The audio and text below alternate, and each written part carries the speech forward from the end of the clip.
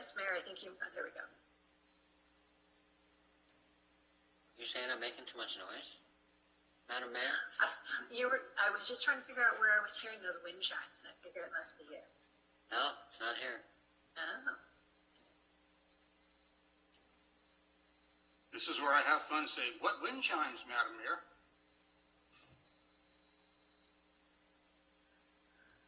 All right, well, seeing as it is 6 o'clock, I'll go ahead and ask that we begin with our special meeting of our town hall, town hall meeting for Cotati. It's on October 1st. Thank you all for joining us again. This is going to be much like the same format that we had at our July meeting. Even though the agenda only lists public comment at the beginning, I want to reassure everybody we're going to have public comment reopen after the presentation, and again, for closing remarks, things like that. Our goal is to make sure that we are able to hear from every citizen who wishes to speak for their 3 minutes, and then we have time. Our plan is to make sure everybody's at least been heard from who wants to speak, and then we would then provide second and third opportunities for folks. So don't feel completely constrained by the 3 minutes. We will be giving additional time. Just keeping track of making sure everybody's at least gotten a chance to be heard once. So with that, I mean, I think I really want to appreciate how well everybody handled themselves back in July. I think it is going to be raising some sensitive issues, and so really appreciated everybody's respectful tone and willingness to listen to everyone. So thank you very much, and I hope we can do the same thing tonight. So with that, I will turn it over to our city manager, Damien Obid. Oh no, sorry. I'm going to open it up first for public comment. We'll begin by, I'll ask our city clerk to check in with any of the attendees, see if they're interested in having public comment up front. And again, like I said, there'll be an opportunity after the presentation as well. And Mayor, I'm sorry, did we do roll call? Did I miss that? Oh, I'm sorry. I'm skipping right over things. So yes, if we could begin with a roll call, thank you. Councilmember Delasso. Here. Councilmember Lehman. Here. Councilmember Harvey. Here. Vice Mayor Moore. Here. Mayor Stillman. Here. Thank you for that reminder. It's so just getting used to the virtual thing, and I just raced over to Sebastopol to visit with my parents and make sure they're doing okay. So anyway, yes, so now let's open up for public comments. Thank you, Lauren. Thank you, Mayor Stillman. Just as a reminder to our attendees tonight, to make a public comment, use your raise hand icon on your smart device or desktop computer, or dial *9 if you're just using your telephone. Listen carefully for the mayor or myself to address you by name or phone number, and for the audible Zoom notification that you've been unmuted. Once you begin your public comment, your 3 minutes will begin. Carol, go ahead. My name is Carol Williams, and my comment has to do with a lack of notice of this meeting. I was disappointed that there wasn't a lot of advance notice of the meeting. Those of us who were expecting the meeting, because we were told at the first meeting there would be another meeting in October, but we were still taken by surprise by the date, and I don't think the general public got any notice at all until the meeting notice was posted on the bulletin board in front of the fire station on Monday, basically 3 days before the meeting. So, I'm concerned about that, and you and the city staff and council members could have reached out on your website. You could have put a notice in last week's Community Voice. You could have contacted members of CORE who were anticipating that there would be a meeting and ask us to spread the word. And I hope that there are more than just a handful of people attending the meeting tonight, but it's very likely that people who might have wanted to participate didn't even know about it.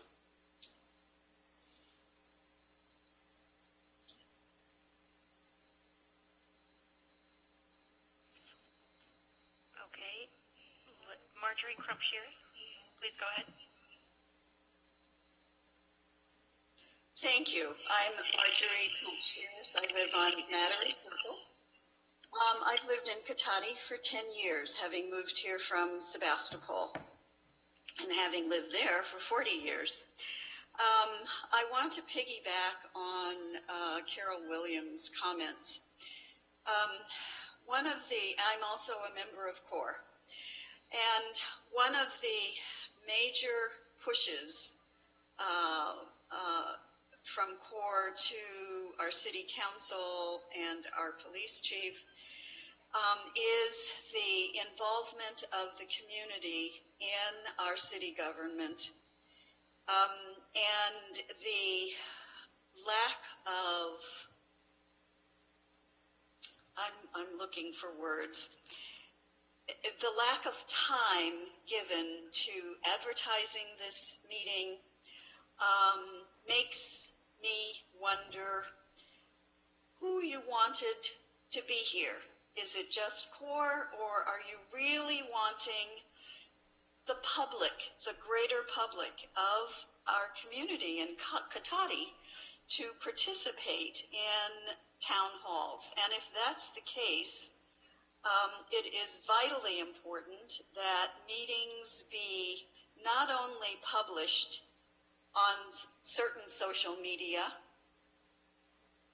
put up on the board at the fire hall, but it be done so that people have time to accommodate if they want to attend.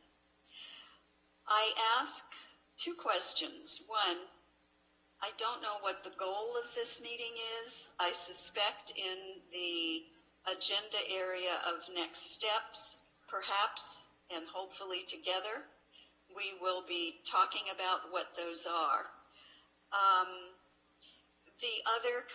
The other point that I want to make is, because of the time issue, CORE has reached out on its own to the community. We don't know who's here. We don't know how many people are here, but it is very, very important to us that this community be included. Thank you.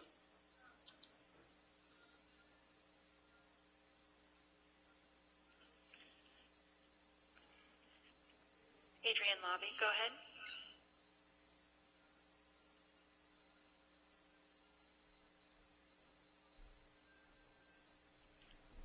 Do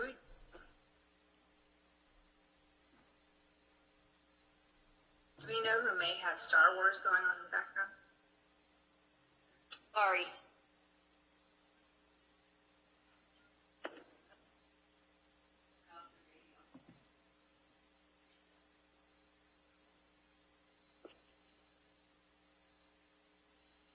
Adrienne, if you can hear me, go ahead.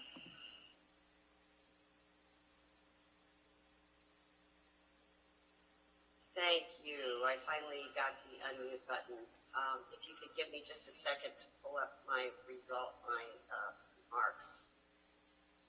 My name is Adrienne Lobby, and I live at Kingston Way in the Red Hill apartment complex. I'm a member of CORE. I heard you at the last special council meeting talking about setting up an ad hoc working group on these issues.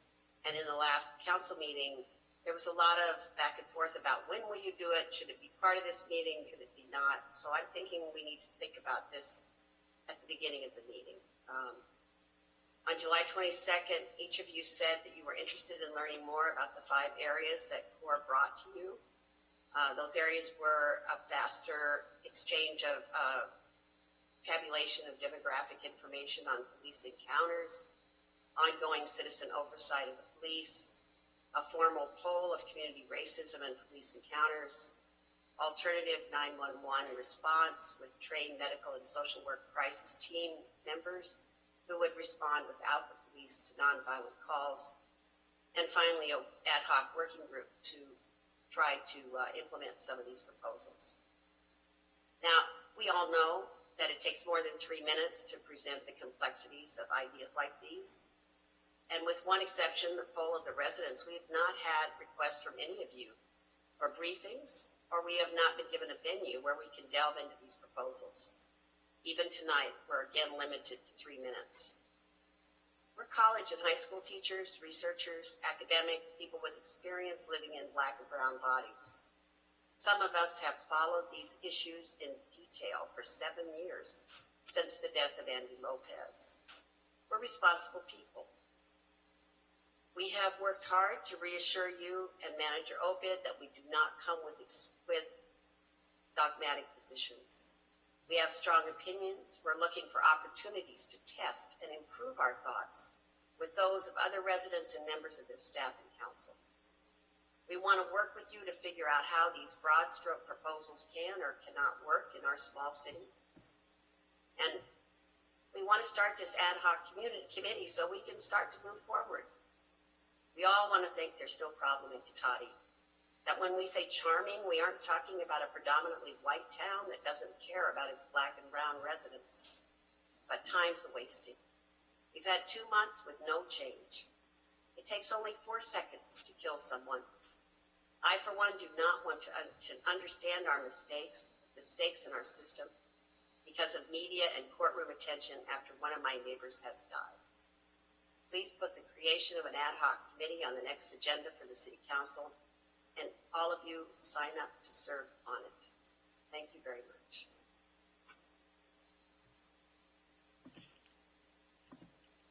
Mel Browning, go ahead.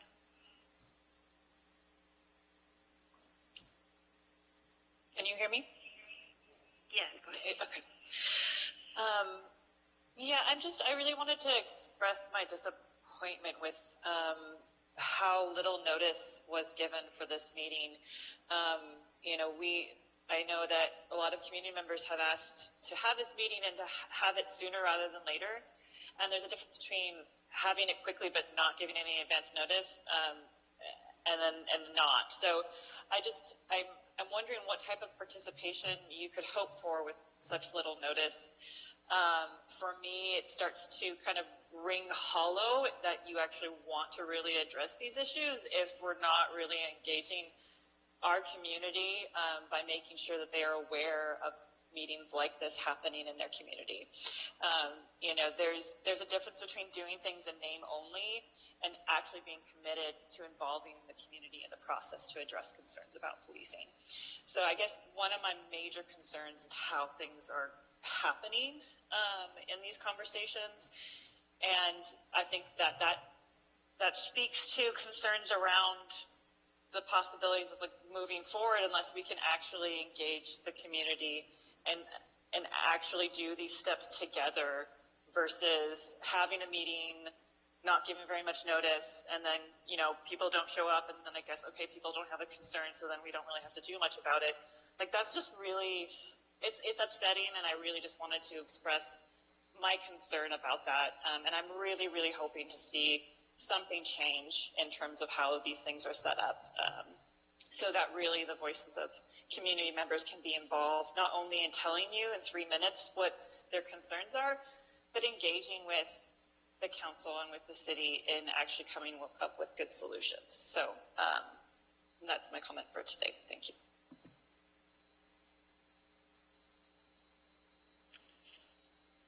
Caitlin, go ahead.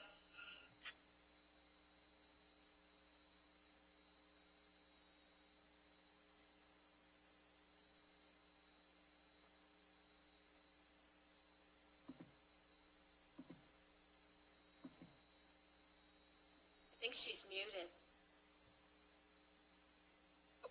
There we go. I am unmuted. Can you hear me? Yes, go ahead. Can you hear me? All right. The beginning of my talk was amazing. You'll have to believe me. No, I'll start again. My name is Caitlin. I live on Sentero Way in Cotati. And today I want to talk broadly about bias in policing in the United States, but also bring it home to Cotati. And I know that this is a difficult topic to speak on. It hits a lot of emotion, especially for police officers and people who care about police officers, and I do empathize with that. But I still want to quickly run through some very important data points about bias in policing in the United States, because I think it's important that we continue to revisit these facts and look past our impulse to take these personally or look at them with apathy and think that that's a problem that's happening somewhere else. Since there's not enough time in 3 minutes for me to, really thoroughly cite all of the studies I'm talking about, I just want to let you know that you can contact me if you'd like links to any of my sources. I do have them. So just a few facts to understand that this is really a problem that's happening on all levels. There was a study that found that police officers speak differently to Black and white citizens. With Black people, they're more likely to use the word bro, for example, and less likely to offer reassurances during a traffic stop. In Oakland, it was found that Black men were searched nearly 4 times as much as white men, and Latino men were searched around 2 to 3 times as much as white men, despite everyone having similar levels of illegal substances. And a national study of 100 million stops nationwide found similar results. There was also a widely cited study by social scientist Joshua Correll that showed in a video game simulation that everyone from regular individuals to people on the police force are more likely to shoot unarmed Black people than unarmed white people, and also faster to shoot armed Black people than they are to shoot armed white people. And so I know we've all heard facts like this, but despite all of this evidence, I know we still want to say, not here, not us, not our small town, like we're too progressive here. I know the officers, they're kind people, and that can all be true, but we still have to look at the facts and understand that it's our responsibility to look for these patterns here. The fact is that this is a yes here, yes now situation. It doesn't make us bad people to acknowledge our own role in racism, to acknowledge our city's role in racism. It means that we're growing as people, as a city, and that we're making life safer for all of our Black and brown citizens. So please, let's take action. Put the creation of an ad hoc committee on the next agenda, and let's keep working together on these issues. Thank you.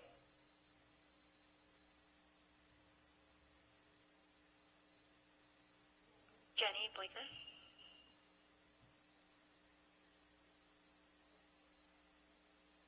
Hello, can you hear me? Yes. This is Jenny Blaker, Arthur Street, Cotati. I haven't been centrally involved with CORE, but I thank those who have for their work. I agree about the lack of public noticing. I did get an email about this meeting, but that's because I'm signed up to get the agendas for all the city council meetings, and a lot of people who are not might well want to take part in this meeting but not be on those lists. So I agree that anything that can be done to reach out to the community through social media, sometimes notices seem to go out on Nextdoor, on the bulletin board by the fire station, in the newspaper, and so on, where people actually can get to see it and hear about it with at least a week's notice, I would say, to make sure that people who'd like to be here can be here, would be really helpful. It also would be very nice to be able to see a list of participants so that we know how many people are participating in these meetings. I was very grateful initially that the city staff and council and police seem to be very open and responsive and willing to work with CORE as they're suggesting. But these actions about not making the meeting very visible really don't seem to support that beginning promise. I thought it was very interesting that CORE did this brief survey of, I think it was something like 70 people in Cotati, that definitely revealed racism from police in Cotati. And I agree with everything that's just been said about, a lot of us wouldn't think that there's racism in Cotati because it seems to be such a great place, but it's everywhere. It's in all white people, I think, at some level. And I think we need to acknowledge it and learn about what's going on. And I really supported the idea of having a citywide survey that would go to everyone in the city and to collect as many responses as possible. I'd really like to thank CORE for what they're doing and encourage them to, and encourage you to work with them. Also, it would have been helpful to have an agenda for today so we could see what issues were coming up. But again, it seems as if the members of CORE who were offering to help that their offers weren't taken up. So I really urge you to work on this issue and take on board some of the expertise for the individuals in CORE who've been working so hard to bring this forward in a very respectful and cooperative manner. Thank you.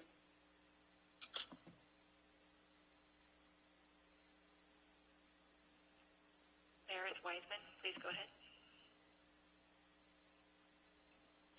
Hi, I want to start by thanking you for your service, time, and consideration of this crucial discussion. I'm Meredith Weissman, a resident of Cotati since April and a member of CORE. I have over 20 years of professional community and civic engagement experience, including in higher education and in community-based work. The proposed ad hoc group and a civilian oversight board is good community engagement. For example, one key component of effective civilian review boards is that the majority of board members are nominated by civic organizations. This issue goes well beyond policing. Good civic engagement has value for communities and can help Cotati become a more cohesive and caring city.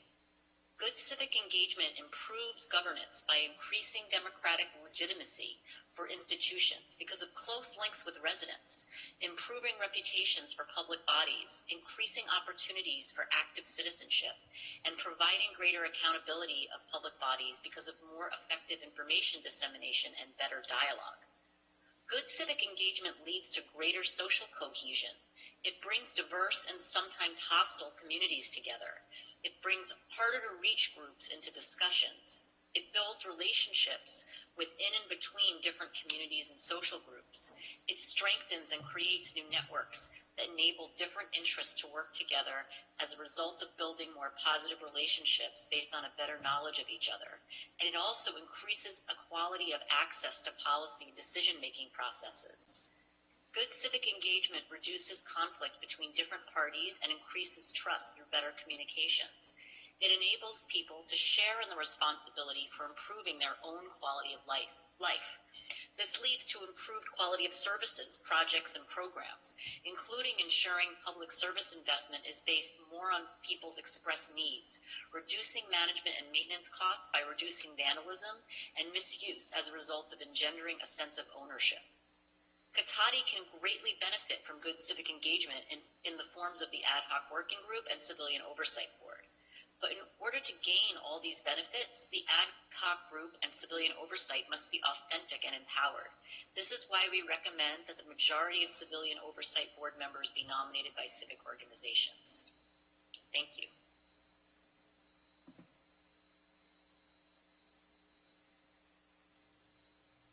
Daniela Delorio. Hi, can you hear me? Yes, go ahead.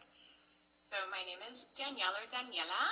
Me llamo Daniela en español. I am a high school Spanish teacher. I'm also a mom to 2 teenage Latino boys, and I'm a resident of Cotati for about 10 years. I've lived in Sonoma County on and off for about 30 years, and I live in the Frog Song co-housing community. And yeah, I just want to echo what so many others have said. I'm also a member of CORE. And, you know, if the city council really wants to see more community engagement, then, you know, letting us know when there is a meeting. I think people really, we're all, you know, busy professionals. I think we do need, you know, a week or 2 weeks notice so that we can all show up and so that more community members do show up. And yeah, so I think all of us would have liked to have a bit more notice. I want to talk just a little bit about mental health. Measure O, as you know, is a measure that's coming up on our ballot, and that would give more mental health funding for our community. There is a program that has been in the spotlight recently called Cahoots. I've mentioned it before here and at different city council meetings. Cahoots is a model, it's a program that started in Eugene, Oregon about 31 years ago. And it's basically 2-person teams consisting of a medic and a crisis worker with substantial training in mental health. They would then be called, rather than the police, to, you know, to different mental health crises. And, this is something that I know the police chief is interested in, but the police chief here in Cotati and the police chief in Santa Rosa, as well as the sheriff.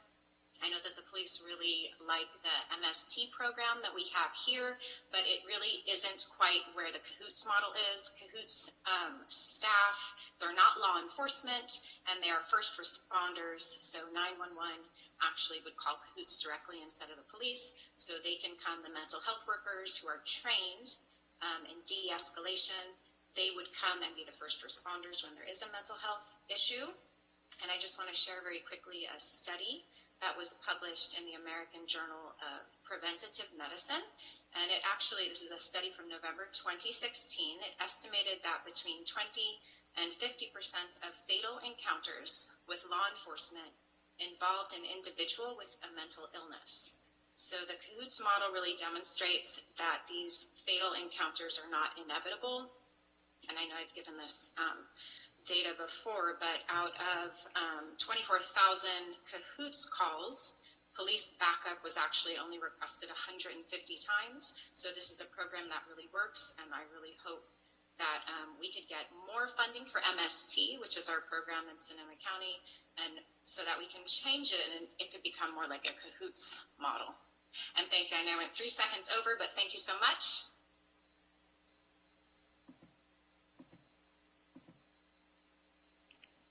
Dean Kay, go ahead. Hi, my name is Dean Kendrick, and thank you, esteemed council members and honorable mayor and police chief, assistant, our city manager. I am a resident of Cotati Runner Park, so to speak, and have had some experience in municipalities and media, and also been on both the sides of providing services as well as having received services. And I've heard a lot of discourse tonight about the public noticing of meetings, and I have a 33-year experience with the city municipality televising their municipal meetings, and so I'm familiar with the Brown Act and a lot of other things. And I know that the city and the city attorney can work through that. So thank you. And the other matter is I want to compliment the police chief and his staff for having the patience during this very difficult time. And I want to also express that not only Black Lives Matter, but Blue Lives Matter. And I appreciate all of the services of the city of Cotati, and I see the growth that's happening. And I do hope that there's some, good energy put into the town. And thank you for allowing me the time.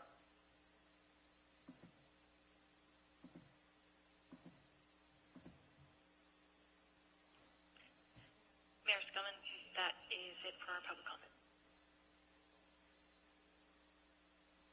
Okay, thank you everybody for your comments. So we'll move to the presentation that has been prepared for tonight, and for that I will turn it over to our city manager, Damien Urban. You, Mayor, members of the council, so just give us a minute here to load the presentation up.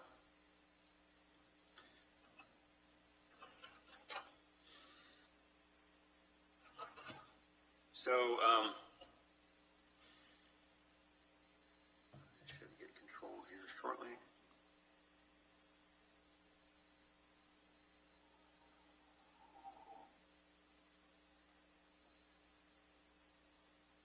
While we're waiting for the control to come over, it's been a busy period of time. So, in addition to COVID and the budget and the economic development stuff, the work that the council has been working on. Also, we had 2 fire responses in the last couple of months, starting a $1.5 million paving project, pathway, reentry rehabilitation, finishing up implementation of various new IT projects that the chief can certainly speak about. It's been kind of a very busy time. So, thank you everybody for bearing with us as we kind of all work through this stuff together. And I just wanted to just lead off by just a quick recap of where we last left this in July 22nd. So, as you all know, the city provided a summary of police statistics and operations and how the police department works in the city. And, you know, my summary of the meeting is, you know, can we implement RIPA, this is the Racial Identity and Profiling Act, early? Can the city conduct a statistically valid survey of all the residents regarding racism and bias in Cotati? And looking into what are the best practices for civilian oversight of police, and a desire for a CAHOOTS type model for mental health response.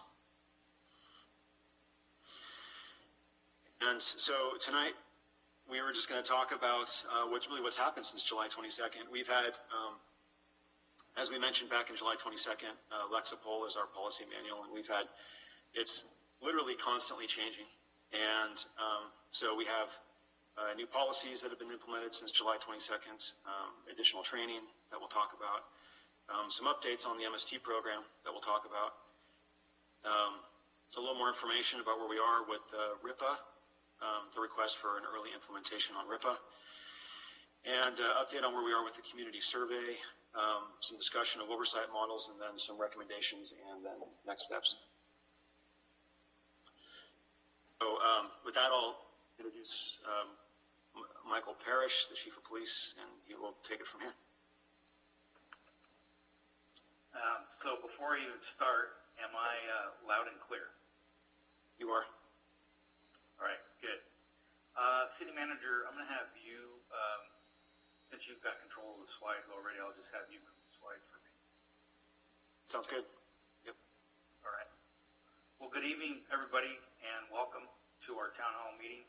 As the city manager said, yes, we're in busy times.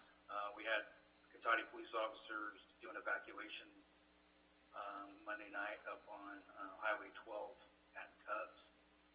And there is a lot of IT things going on here as well with upgrades in our police record systems and our computer-aided dispatch and our phones and our payroll. We had a lot of things on our council agenda at our last council meeting. So we're in very busy times. And I hope everybody's safe out there.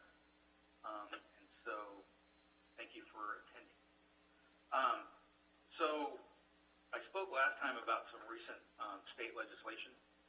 So our legislature has implemented Senate Bill 230 requirement, and that's new guidelines on use of force, including de-escalation techniques, obligation to report potential excessive force, obligation to intercede, new training standards, upgraded training standards, factors for evaluating, reviewing all use of force,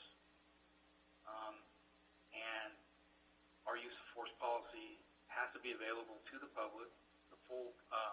Our full policy manual is on our website. When you look at use of force, that would be section 300 when you look at our website, and it's under the police tab on the City of Cotati website. Also, there's an Assembly Bill 392 in California, which is new, and it creates Penal Code 835 subsection A, which is law creating new standards for use of deadly force. So there's a lot of big changes that have happened in California that are far advanced to other states in the United States. So we can do the next slide, Damien, please.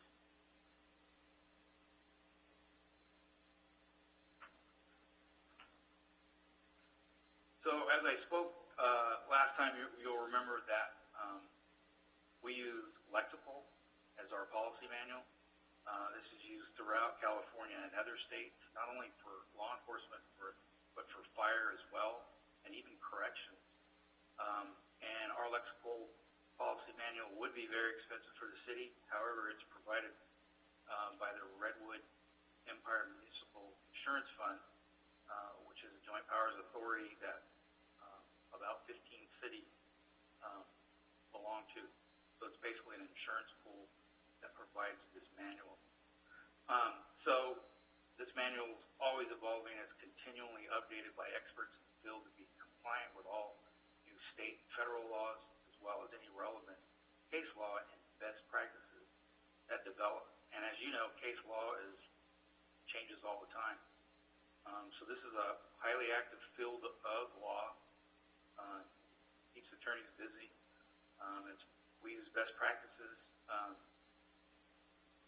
use core policies as written, and so we do not, we avoid making changes to the lexical manual because it is written, as I said, to coincide with current state and federal law and best practices. So since we spoke at the last town hall meeting, we have republished the lexical manual. So when you look at our website, you will see our brand new policy manual, including use of force. And you will also notice that the June policy is on the website as well. And so when you look at the website, you're going to see a June policy, you're going to see a September policy.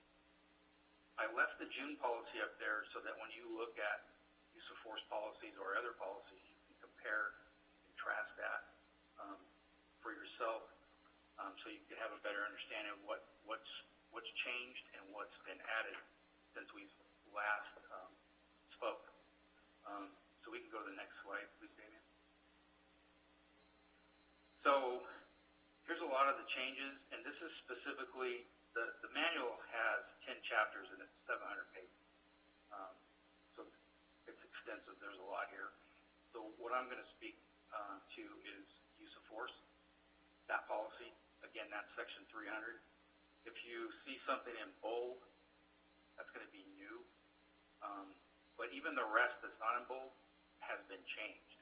So what I'm going to talk about here on this slide is changes in use of force and then also additions to use of force. And again, the bold is addition.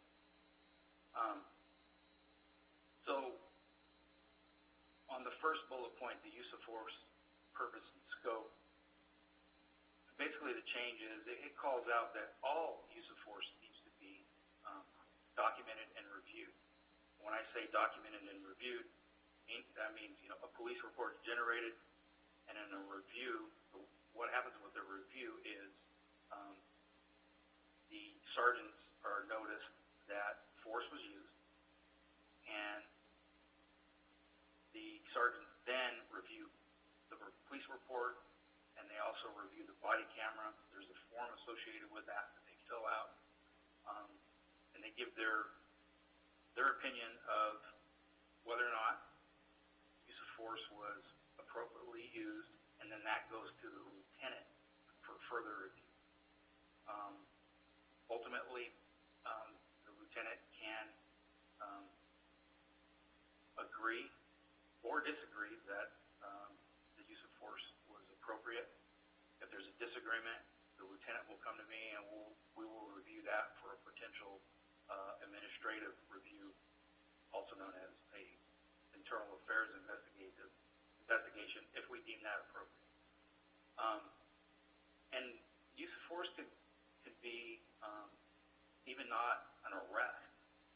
So use of force could be somebody in mental health crisis, and maybe they're combative, and we put them in a wrap, and a wrap is a constraint device so that people won't harm themselves or others or try to kick out windows. And so even though this person hasn't committed a crime, we're just trying to get them help. By putting that person in the wrap, we deem that as use of force, and that would be subject to review to make sure we're following policy. And then moving into definitions, the next bullet point, I'll read these. It's use of force definitions. Talks about feasible, reasonably capable of being done or carried out under the circumstances to successfully achieve the arrest or lawful objective without increasing risk to the officer or another person. And these are available.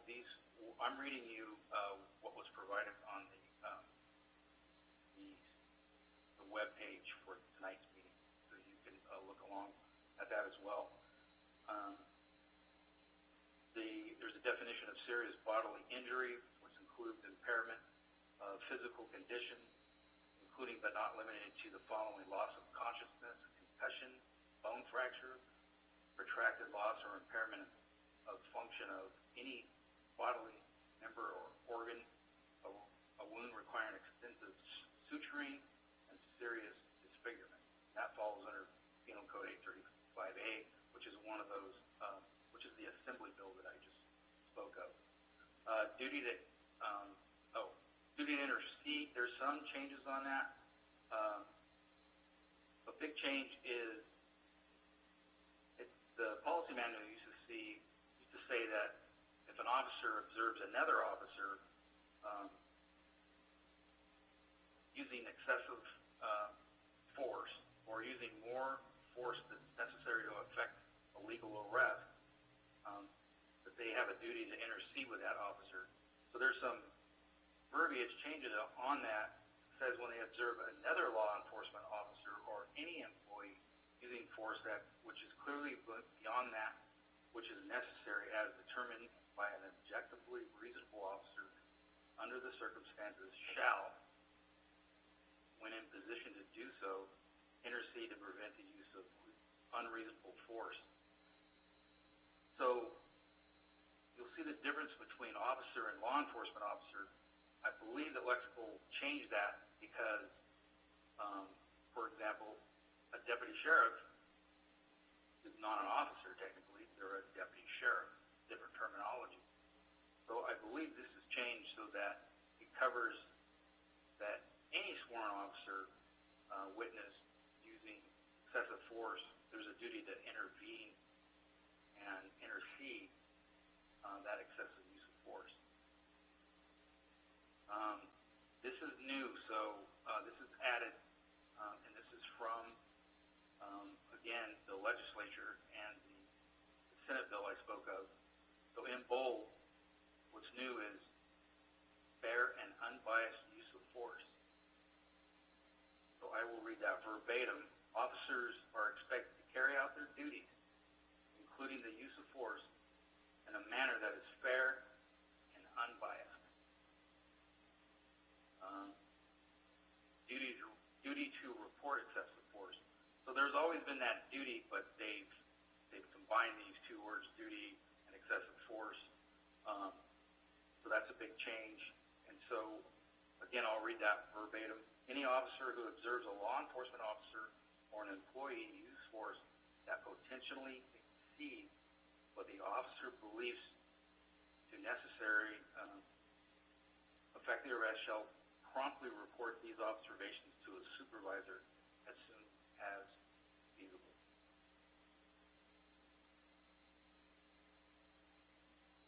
Then there is just some use of force. So this is not new, but just some verbiage changes. Officers may only use a level of force that reasonably believe is proportional to the seriousness for what's the suspected offense or reasonable perceived level of actual threatened resistance. So I know that's a lot of big words, but what that basically means in a nutshell is if you're going to use excessive force, it needs to be for a serious matter. And then what's new and bold here is added to lexical alternative tactics and de-escalation. Again, that's per the changes of the Senate bill. So things that we got to consider for alternative tactics and de-escalation are summoning additional resources that are able to respond in a reasonably timely manner. So in other words, before you act, maybe you should get some more help. The officers should summon more officers so they can better react to the situation at hand. Formulating a plan with the responding officers before entering an unstable situation that does not reasonably appear to require immediate intervention. So what what this means is sometimes we need to slow things down and think about this.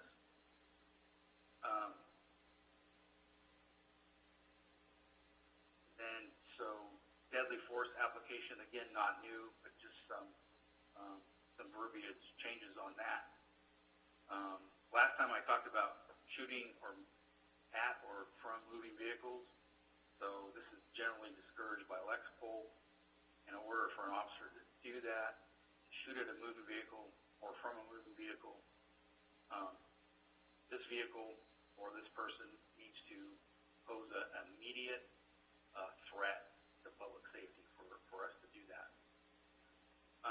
So at the last town hall meeting, I was asked about displaying of firearms, and the answer was that it was not specifically called out in Lexipol. So it did not say displaying of firearms is a use of force. We knew that if you pointed a firearm at somebody, that was a use of force. However, it was not called out in Lexipol policy, but it is now, including the displaying of firearms. So even if we don't point a firearm at someone, if an officer approaches a car or person in a park or whatever, and they perceive danger, even if they don't point their firearm at the subject they're dealing with, even if they're just at the low ready, so in other words, gun out of the holster, down to their side, at the low ready, that is deemed use of force, and that would be subject to review. There are some changes in medical consideration, but they're not anything that's that great. It's just some change in verbiage. There is some changes in training per the Senate bill, which I'm going to talk to next, because we have a lot of training changes because of the Senate bill, and it's called out again in Lexipol. Then the use of force complaints, generally that just calls out that when we receive a complaint, the processing and investigation of civilian complaints involving use of force incident should be handled in accordance with personnel compliance policy. So, and we do have that policy for reviews. So, can we go to the next slide, Damien? So, I've spoke about California training in the past, and I'm telling you that California, that our standards are higher than any state in the nation, including the police academy, which is ever evolving. We're fortunate to have the police academy in our own county where we send our people. It's a very good academy, and officers from all over the region attend this academy, which is in Windsor. And again, we have the highest police training standards in the nation. So, next slide. So I want to talk about some training. So with crisis intervention training, my goal is to get every Cotati officer and dispatcher, it's called CIT training, the crisis intervention training. My goal is to get all officers CIT trained. We're close with officers. We got some dispatchers to go. But like we just had a retirement recently, and when that position's backfilled, for example, that new dispatcher hasn't been in this training yet. That's a little tough right now with COVID, because this is a hands-on role-playing serious class. It's 32 hours. It's hosted here in Sonoma County with the Sheriff's Office and Sonoma County Mental Health. And again, I'm going to get all personnel through that. Prior to the last town hall meeting, all command supervisory staff, so that's me, my lieutenant, the sergeants and corporals, we all attended the Force Science Institute training so that we could better train our staff how to deal with force and in the science of it, because it is a science. It's very stressful out there, and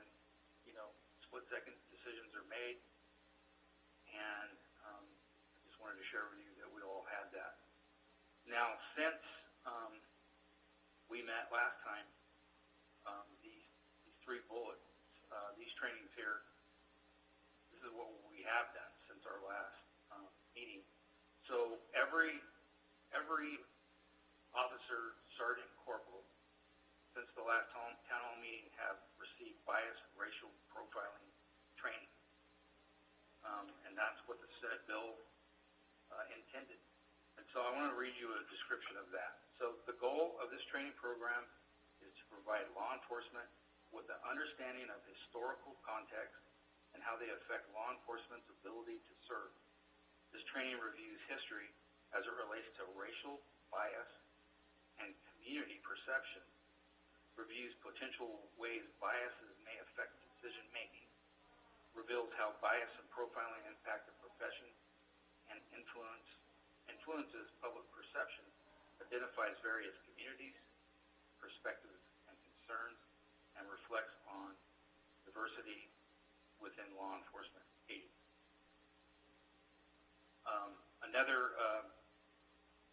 Another training that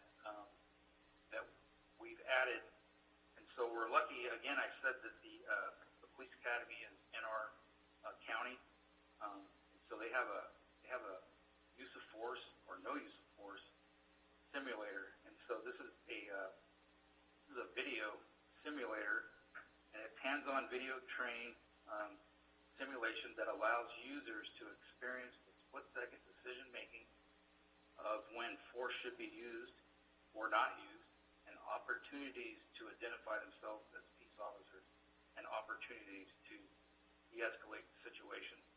So with this force option simulator, it's a video and it's interactive.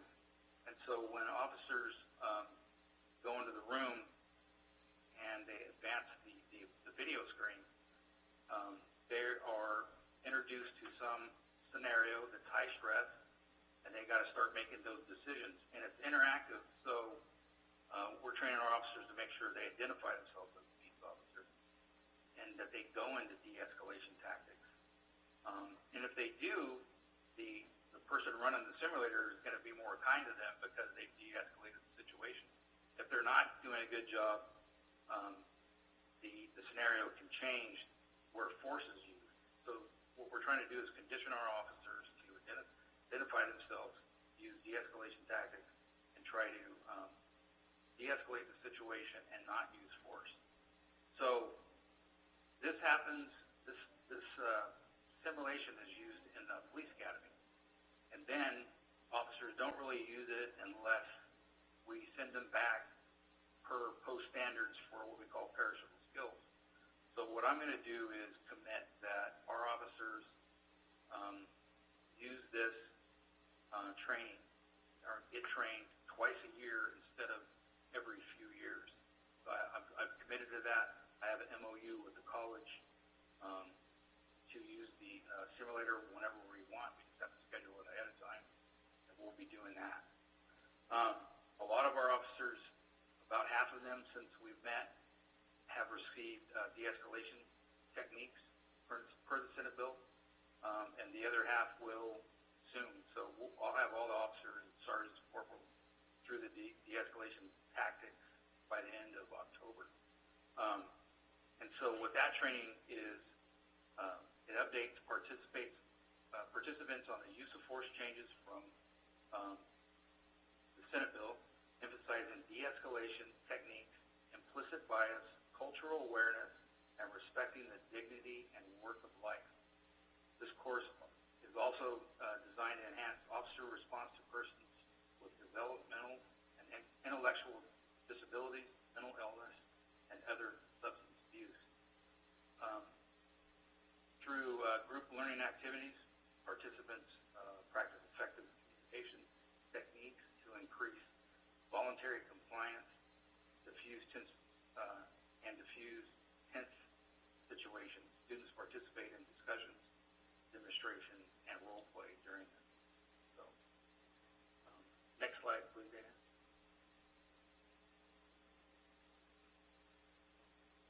So, the MSP, so the Sonoma County Mobile Support Team, has come up in public comment, and I agree. that this is a great program. We use it here at Cotati PD, and unfortunately right now it's only available Monday through Friday, usually from about 1:30 to 8:30 p.m.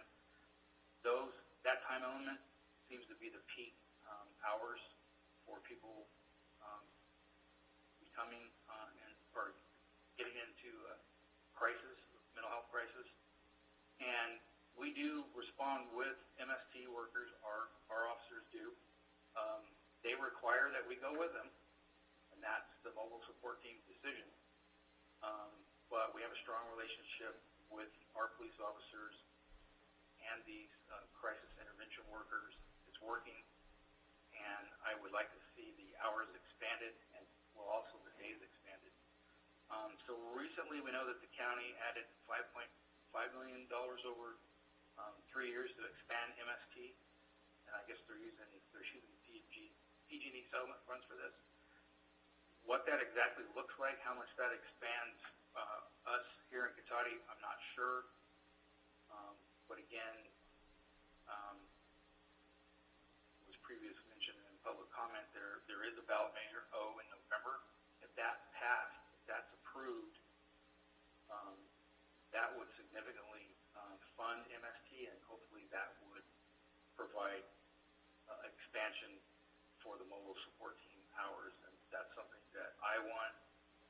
I mean, that's something that our police officers want. I think that's something that everybody here who's speaking tonight would like to see this get expanded. Then the RIPA update. So again, RIPA requires officers to record information including perceived race, gender, sexual orientation, age, disability, and primary language. And so this is when officers stop cars and meet with drivers and their occupants, or it could be somebody walking down the sidewalk, it could be anybody, but it's this contact data. So all Sonoma County police agencies were required to begin this data collection in 2022. However, we're gonna be able to roll this out early. So the city of Cotati is a member of the Public Safety Consortium. That's a JPA of most law enforcement agencies in the county, including the sheriff.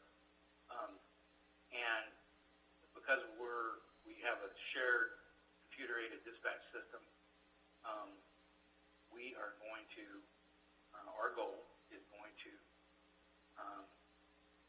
go live. Our hope is to go live with RIPA data collection in January of 21. And I'm confident that's going to happen. We have a hardware system called Hexagon. That's the company. So we're going to do testing in December with the hope to roll this out in January of 21. And so that would put us 1 year early on with the data collection, which I'm sure that's good news for everyone tonight.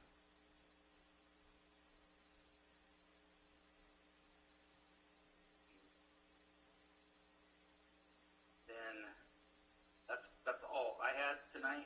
I know Damien's going to speak of the community survey. So, Mayor, I don't know if you wanted to open this up for questions or comments for me.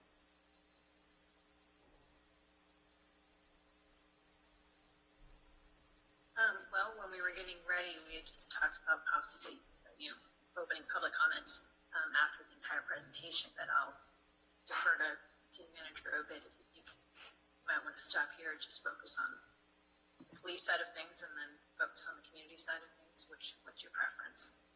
I think, maybe we just get through the PowerPoint and then we can have a good discussion at that point. Okay, great. Yeah.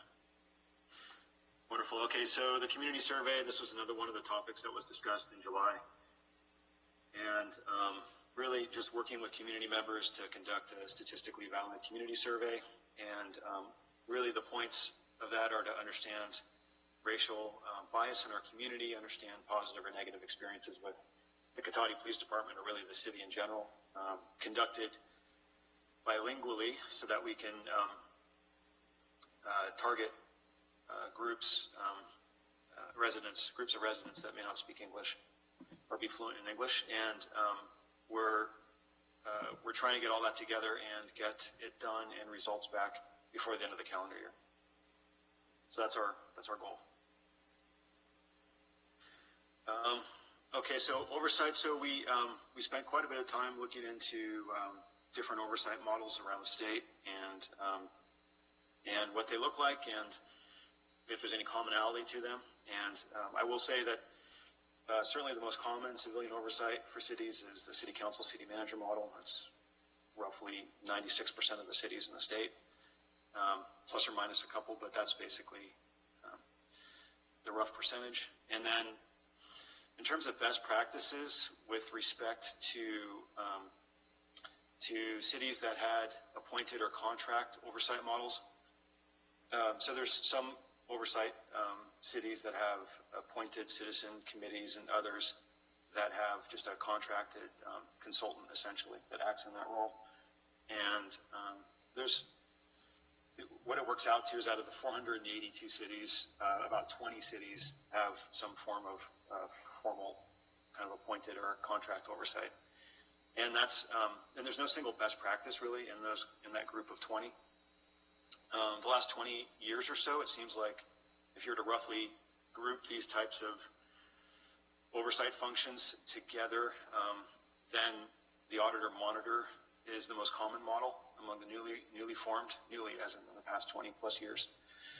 Others, typically older ones, are investigation or review focused, and just the research. There's no cities that we could find under 36,000 in population with any sort of active oversight body of appointed or contract types. So anyway, this is just what it looked like graphically. So elected governing board, city manager oversight of police is the bar on the left, and then the contracted or appointed group are kind of just grouped together just to keep the chart simpler. But they add up in total to about 20. So they're relatively rare in the state. In terms of population groupings, so under 36,000, there's one agency that we could find that had like an advisory type body. This is the city of Sausalito, about 7,000 population, but it's not active. That's why the one and the red bar. It exists on paper, but it doesn't function. And I don't know how long it's been since it last functioned, but it's definitely inactive now. Between 36,000 and 60,000, there's a couple in the state, one in Southern California and one in the North Bay, city of Novato. And so I'll get to that in a second. And then there's a group of cities, about 5, that have some type of appointed or contract oversight in the 60 to 90,000 population range. And then really the rest, like the other half of them, is for cities over 500,000. So getting back to the North Bay, there's no cities in Sonoma County that have oversight or certainly active oversight. Sonoma County Sheriff does have a form of oversight currently, and I think everyone knows ILERA measures on the ballot for November, so that could be getting more robust after the elections if it's passed by the voters, and that applies to the sheriff. So the nearest city, as I mentioned earlier, is Novato. Population is 55,000, and it's typically advisory only with no investigative powers. Sausalito is advisory only. It's the only other city in the North Bay, and they're inactive. So into some of the legal basics about oversight. I'll just start with just saying that Cotati is what's called a general law city, and what that means is we're not a charter city. We don't have a charter, so we're bound by the general laws of the state of California. So a general law city does have the power to form a police oversight body under its police powers, provided it doesn't conflict with state law. So Another sort of fundamental thing to understand is that a city council can't grant an oversight body any powers it doesn't possess itself already.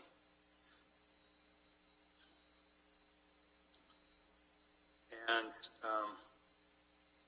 going again to the government code, the police department of a city is under the control of the chief of police, state law. So the city council cannot create an oversight, a police oversight body that exerts control over the police department, as such a body would conflict with state law. So control is basically what this means in detail is that any actions related to discipline or requiring the implementation of policies, procedures, and practices is not permitted. There's also another relevant state law that bears on the subject, and that's the Police Officer Bill of Rights. So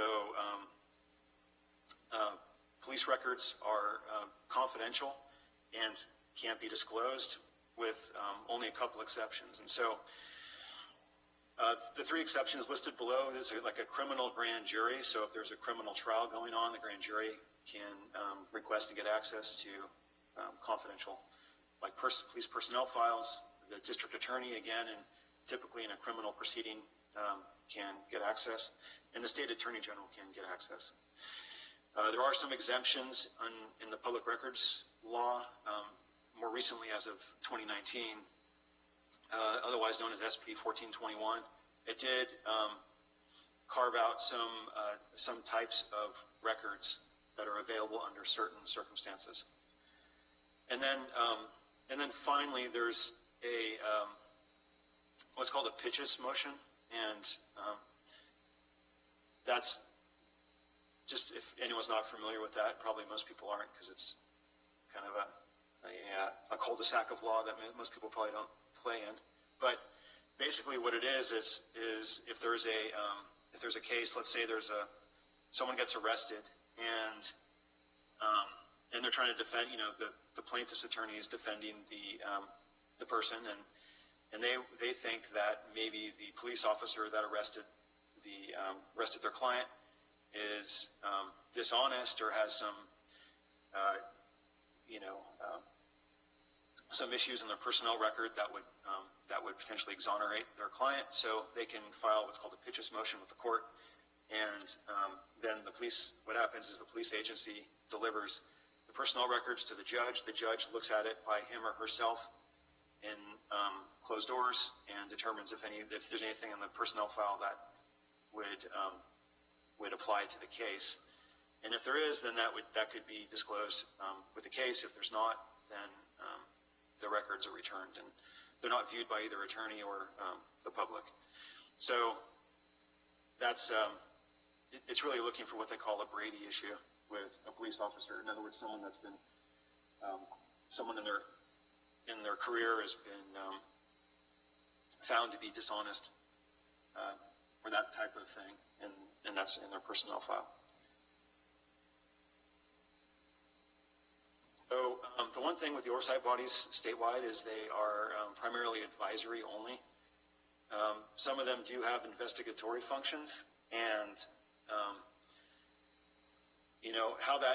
how that works, and how certainly it works in most cases is they have to. The oversight body has to hire a qualified staff person, so basically have a permanent staff to support. And this is like, as you saw, half of these oversight bodies are in large agencies, so they do have a whole infrastructure, kind of administrative infrastructure to support this function. And so in those cases, they might hire staff. In other cases, they need to hire either a private investigator or an attorney that's bound by a confidentiality agreement with the city. So it can either be that the investigator does an investigation, just reviews the internal affairs investigations after they're done, could potentially do them in parallel, or could even take the place of the IA function itself.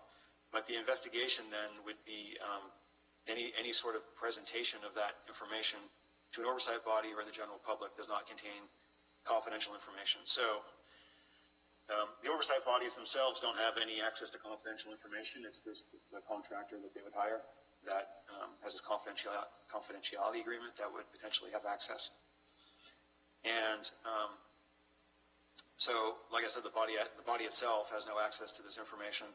There's a couple weird outliers in the state, but that wouldn't apply here in Cotati. And they're generally just because they've had, like, you know, Oakland's been under a, I don't know, like a 2-decade-long federal consent decree, because I guess they like to be under a federal consent decree. They can't seem to get out of that. And so they have all sorts of layers of oversight, and it's just kind of a mess. But they do have some kind of unique circumstances because of lawsuits, settlements, and other things that are going on. But that, again, I just pointed out because there are some outliers that you see when you look around, but there's not many of them, and it wouldn't apply here anyway. So what does it all mean? So the most common citizen oversight is the city council, city manager model. You know, basically 96% of the cities in the state are like this. There's about 4% that have some other type of oversight.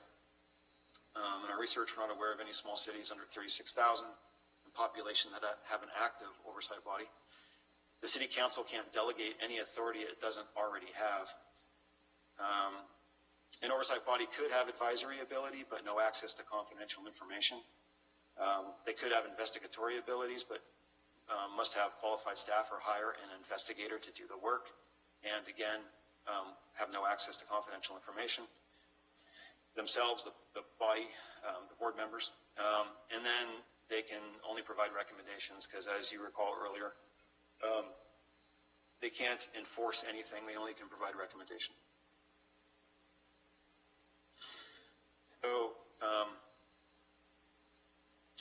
just run through this real quick. I think we talked about a lot of this already, but I will just lead through these last slides, and then we can pause and talk.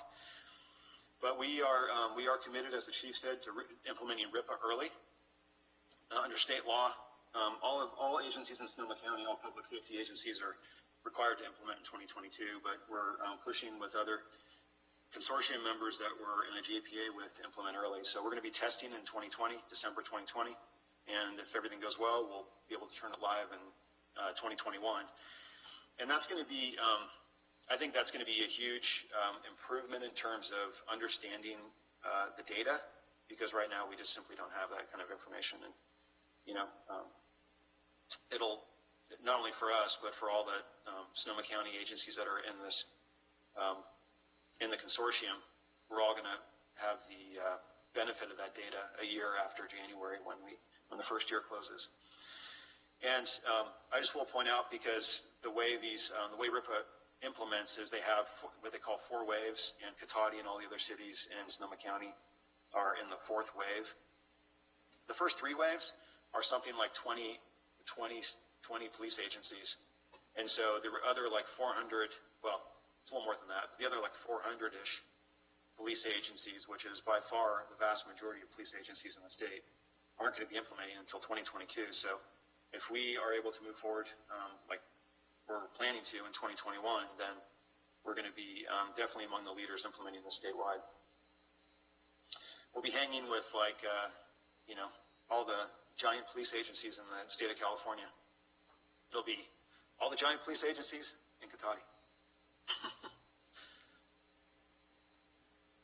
And then conducting a community survey, you know, so we're moving forward on, or I should say, I met with some community members and got some information from them, and I'm working with the polling company to try to pull all that together.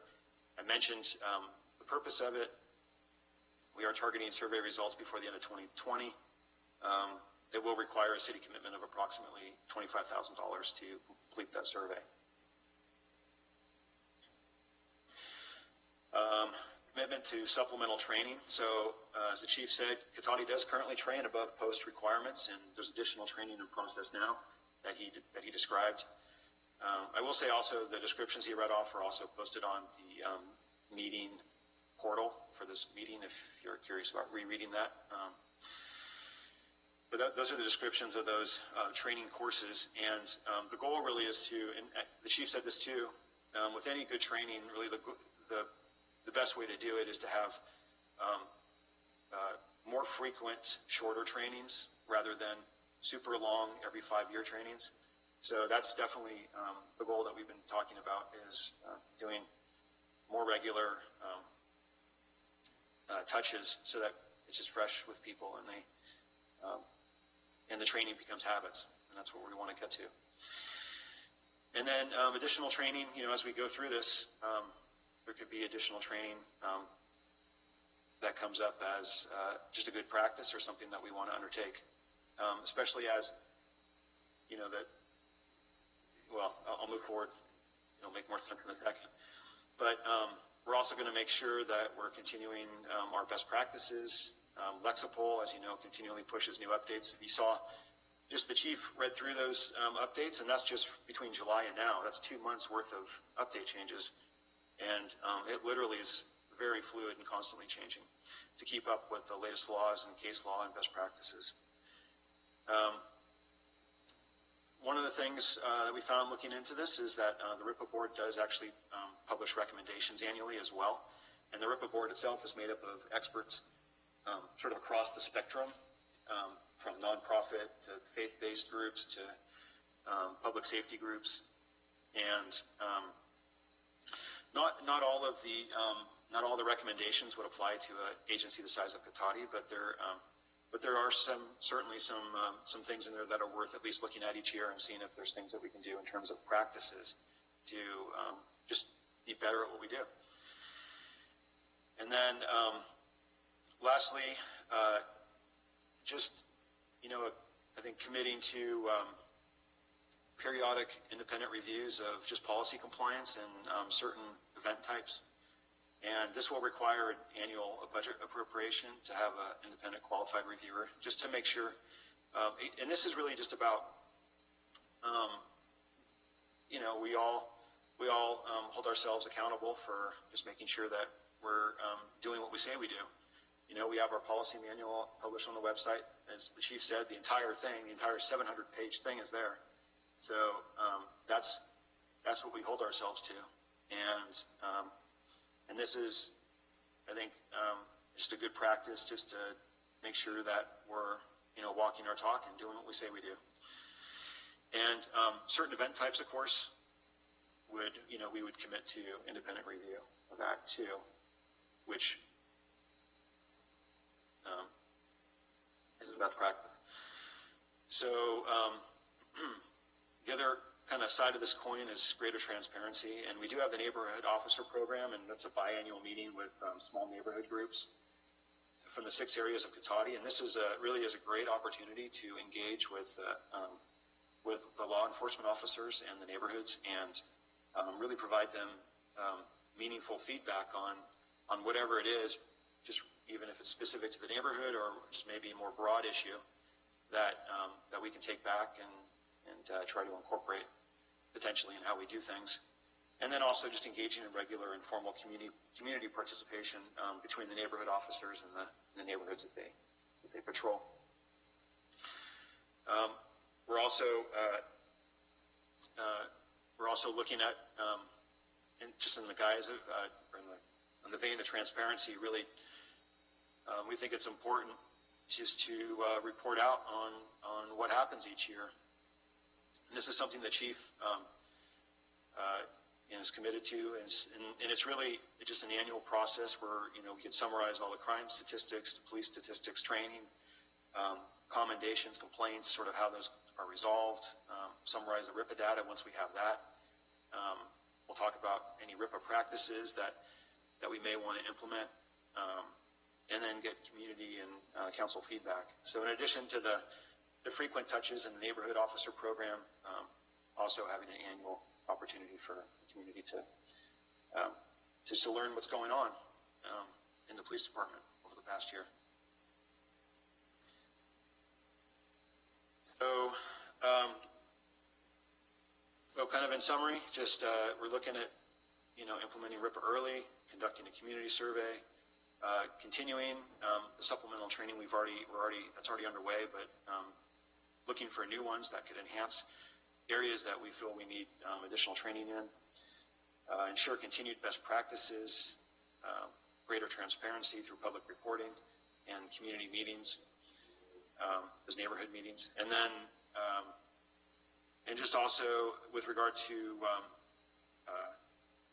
oversight, the city manager, city council oversight is the most common model of civilian oversight in the state, and appears to be the best practice. And with that, I will pause, Mayor, and give you a chance, give you and the council a chance to ask questions or of myself or Mike Parrish.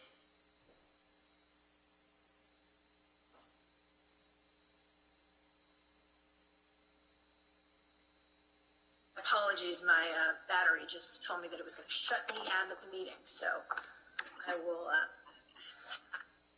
first of all check and see if there's any comments from council. Councilmember Layman, so you've got your hand up. Go ahead, please. That looked like that was just in the nick of time, Madam Mayor. Thank you. I got a few questions to ask about the presentation. I'll reserve my comments for after public comment. First of all, I wanted to ask you, Mr. Obida, a little more about that independent review recommendation you made, along with a raft of other proposals. Am I understanding this correctly? This would be using a qualified reviewer to report to council to improve, buttress, deepen our oversight. But am I understanding it's not just responding to events that may happen, in other words, responding to something, but this would actually be a proactive, regularly scheduled to some degree, monitoring of case reports, surveys, RIPA data, to make sure that we're following our policies, because like you said, you can have great policies, but if your culture and your organization doesn't follow them, it doesn't do you any good. And I believe we have a good culture. I'd like to keep track of that and have a process in place to make sure it's happening. So could you confirm me that the idea of this is more proactive based rather than just being responsive? Yeah, well, that's correct. So it would be just proactive, periodic testing of just policies. Like we say we do something a certain way. It's really just making sure that that we do actually do it that way, and that we're doing what we say we do.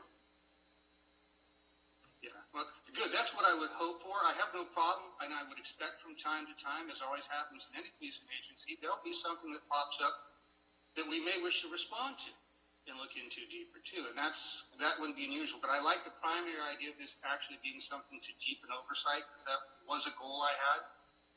Let me ask you about the survey. First of all, I'm very happy to see staff propose that, because I do see the need for a statistically valid survey here to give us some real data on what we're dealing with, because I applaud the efforts of the folks in the community in court for putting together and reaching out and trying to get some input.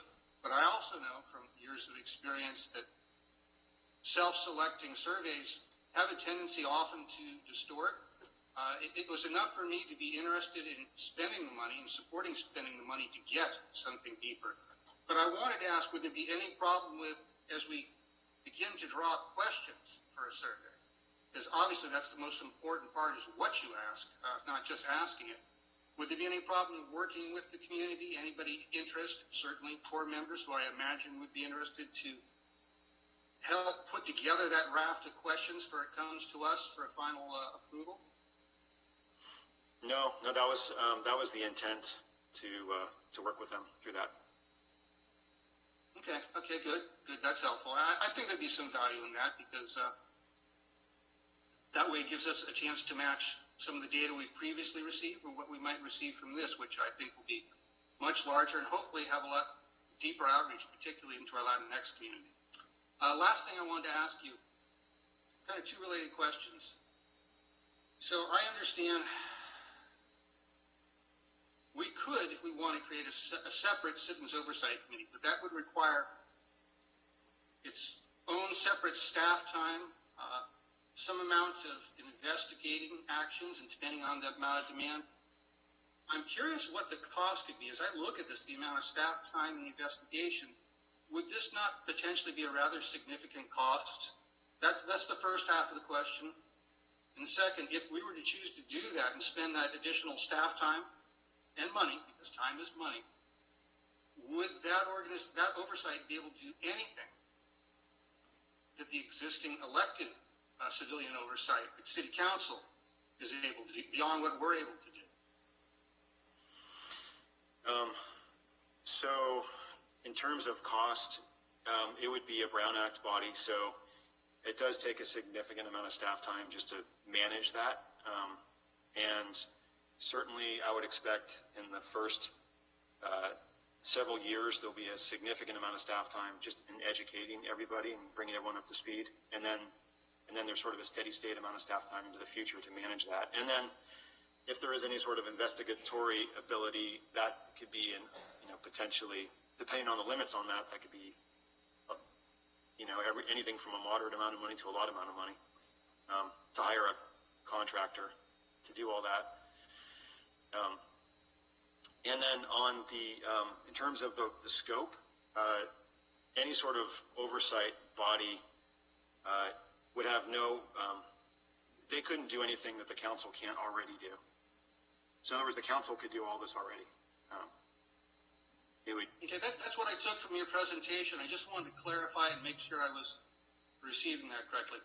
Thank you. Thank you for your answers. Thank you for the time, Madam Mayor. Absolutely. And Councilmember Harvey, you put your hand up, right? Yes, thank you, Madam Mayor. Thank you, Councilmember Landman. You hit some of my questions, but so on this survey, I think you have been working with some of the community members. Is that not true? That's true. Correct? Yeah. Okay. Yeah. That's my understanding. And surveys sometimes tend to not be answered or have difficulty in getting people to answer. So my understanding is what we would desire is something that really gets to the issues. We will have to probably go pretty deep to get a statistically sound number of people, correct? Because you randomly pick people, but we want, kind of a pretty specific subset of that. And so in order to get that, it would seem that you're going to have to peel that onion back a little bit more. Is that not correct? Yeah, I mean, as you guys know, Cotati is primarily Caucasian, so they have to get a certain percentage of non-Caucasian respondents, and so that could take a while, and that's part of the reason. It's part of the reason for the cost, is because that could drag on for several weeks to try to get the amount of responses they need to get to a statistically valid sample size. Right, because it would be important for us to have a statistically sound survey. It doesn't really help us as a community to have just a few respondents. There might be bigger underlying issues, but if you don't have enough statistical information, you can't really count on that. Is that not correct? Yeah, I mean, if you do a self-selecting survey, I mean, you can get potentially a flavor of some subsets, groups' attitudes on things, but I think generally from a policy-making perspective, you want something that's just more statistically sound. And then the question around the oversight and it being a Brown Act, so it definitely would have to be a Brown Act committee, correct? Or if that, yeah, because I think that a lot of times people don't really understand the significance of that. And I think generally, I think a lot of the folks that have shown a lot of interest in their meeting and they're talking and they're going through all these things, that kind of stuff isn't allowed. And I think people don't necessarily have a good understanding of that. So it might be beneficial to kind of put out some of what that may mean, because it's one of those things where, well, you might be careful what you ask for, because you might think it might be something where you can freely talk to one another and all that. And one of the aspects of a committee that's held under the Brown Act is we have to have this meeting here in front of you. We have to have the public be available, and we cannot talk to one another. So it makes it a little bit difficult when everything has to be held in the public. And sometimes it may seem like, we're kind of talking about things that you would have thought that we would have already talked about, but this is our opportunity to do that. And so we, hold that very closely. And I think that oftentimes people don't understand that. So that's all my questions for now, and I will have some comments later. So thank you, Madam Mayor. Works. Okay, and then Councilmember Delasso as well, so go ahead. Thank you very much, Madam Mayor, and I appreciate everybody who has been here this evening and has spoken up. One thing I wanted to bring up, there was a couple of folks who had commented at the beginning of concern that, this has taken 2 months to go from our July 22nd meeting to our October 1 meeting here. But I want to really publicly thank the city staff, because in that period of time, we're running a city, and we have an obligation to continue to run a city. Just some of the staff reports that the council has taken action on in that brief period of time, and I'm not going to belabor this very long, trust me, is coming up with an education plan for civil compliance tools regarding the county health order. And apologize for me veering away from the camera because I'm trying to read it off my notes here. Every month we get a financial update based on, the COVID imposition that has been put on us. We awarded the construction for the phase 2 of the bicycle and pedestrian wayfinding signage project. We awarded the downtown crosswalk safety enhancement project and the COVID-19 temporary economic development response phase 2. And it's not just that the council has taken action on those issues. The staff has taken the time to potentially do things like write up specifications for specific jobs, designate various fund sources within the budget where this money could be found to obligate should we approve things, send out proposals, rate them, and then write a staff report. So from the 28th of July, the city council meeting, we had only 1 in August and then 2 in September. So of those 4 meetings, we also had nearly 800 pages of council agenda material.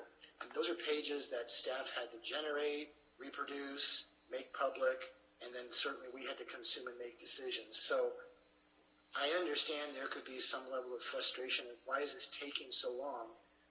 But please understand the situation that the staff and the council are in, that we're running a city. This is a critical issue that we're talking about. I am not downplaying it in any way, shape, or form. I just am trying to point out there is a lot that goes on in running a city and keeping it running pretty smoothly, in my opinion. And then a question I have for the city manager. I don't know if you have, all of this information in front of you, but we certainly heard in the public comments at the beginning that people were not satisfied with the lack of noticing of this meeting. And so I didn't know if you had this information about addressing when was it noticed, what was done with social media, the physical postings that we typically do, the community voice, which I know has had some problem with getting information from the city on their end with mechanical malfunctions. So if you can address that, that would be great. And I think for now I'm going to stop with those and turn it back over to the mayor. Thank you, Mayor. Yeah, sure, Councilmember Delasso, I could just tell you real quick. So we announced it at the September 22nd meeting, and then we published the agenda Thursday the 24th, and it gets posted around town, the different posting boards, the normal posting boards, and the agenda email goes out to everybody that's on the email list that we encourage people to sign up for if they're curious about what's going on with the city. So that all happened last Thursday the 24th, and then it got posted on the website, I believe Thursday or Friday, in the headlines, and then Facebook went out, I don't know the exact date, but it was shortly after, and went up on the marquee on Monday, which is the normal time the marquee changes over the text. They change the text every Monday typically. So that's what happened.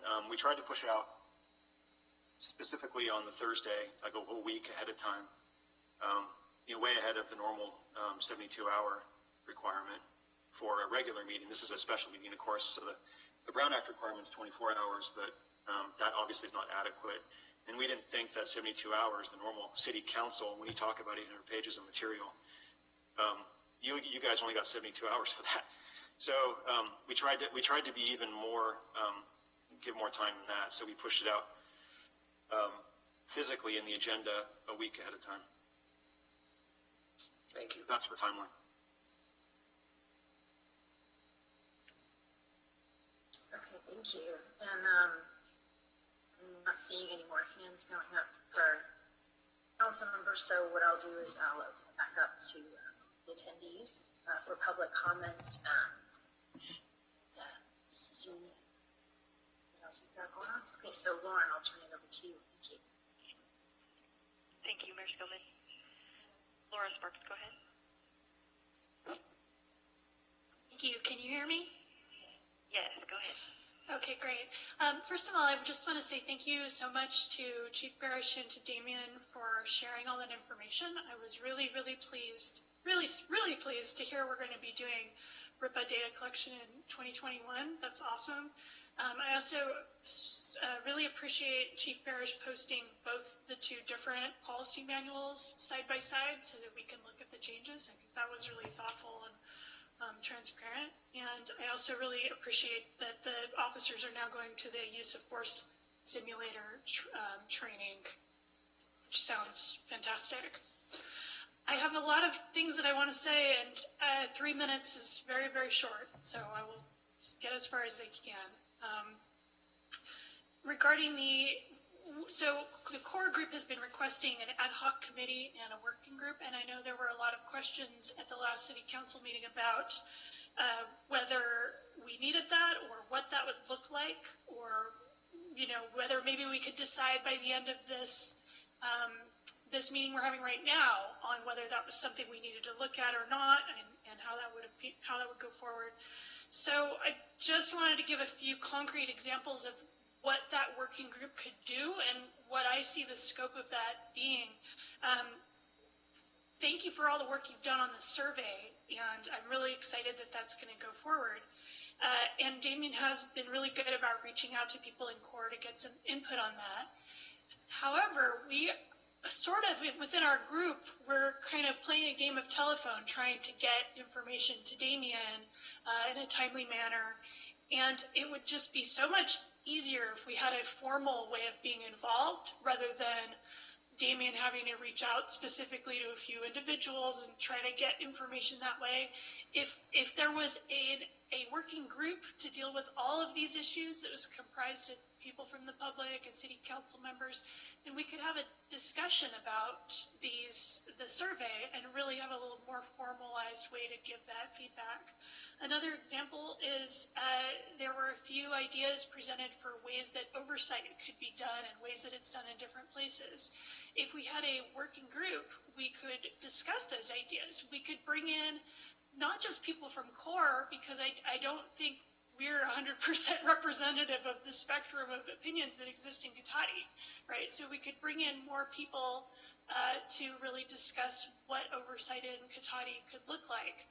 And we really want a formal seat at the table, not just to be able to, email Damien, and I know he's very, very busy too, so we could take some of the load of doing research and thinking these things through and be able to make recommendations directly to the council.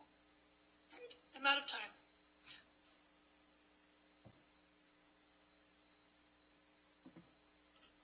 Adrian Lobby, go ahead.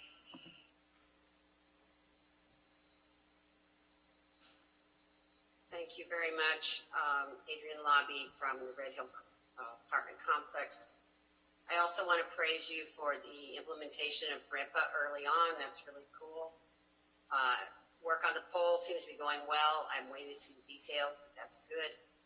I did notice that the statewide reforms have happened and ours have not. So that's kind of ironic because usually the state is a very even more bulky kind of bureaucracy.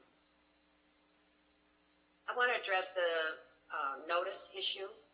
At best, we have 9 days. Any public event that you expect to have a wide participation for is going to need more than 9 days. I get that this is not what you do for your normal council, but this is a special meeting. 9 days is not enough. The Oversight Committee, there is so much I want to say about what Chief Parrish and what Damien, Manager Obid, had to say. I guess primarily I want to say that there's a Brown Act violation here. I spoke with and exchanged emails with Damien Obid about this presentation, asked for it in an advanced way, and was told this was going to be informal. Instead, we had 45 minutes of PowerPoint. This is unconscionable that we did not have this at least 24 hours in advance. And it puts us in a horrible situation where we don't have time to dig into the codes for the exact wording. We don't have time to compare and contrast.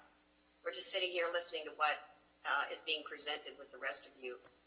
And this is not the way public engagement should be going. This is, I have to say, my trust is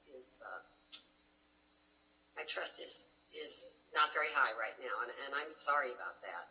You know, I have Bracken Brown friends who complain that they're often put in a position where they have to be angry or bitter or just generally unpleasant, and I feel like, yeah, I've had that experience.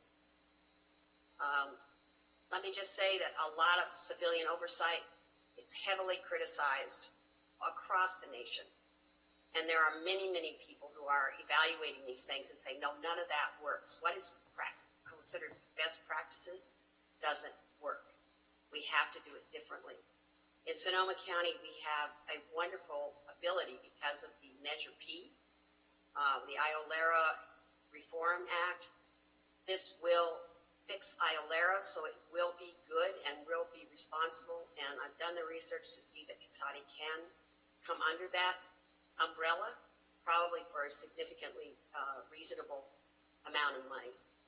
I have best practices of my own for what a civilian oversight board is supposed to be. And I will, given that I only have 6 more seconds, I will forward that. I also want to remember Jim Duffy's comments about NACOLE, which is a federal government oversight agency group. And I hope that you will take a look at that and participate in that. There's a lot of good information there. Thank you.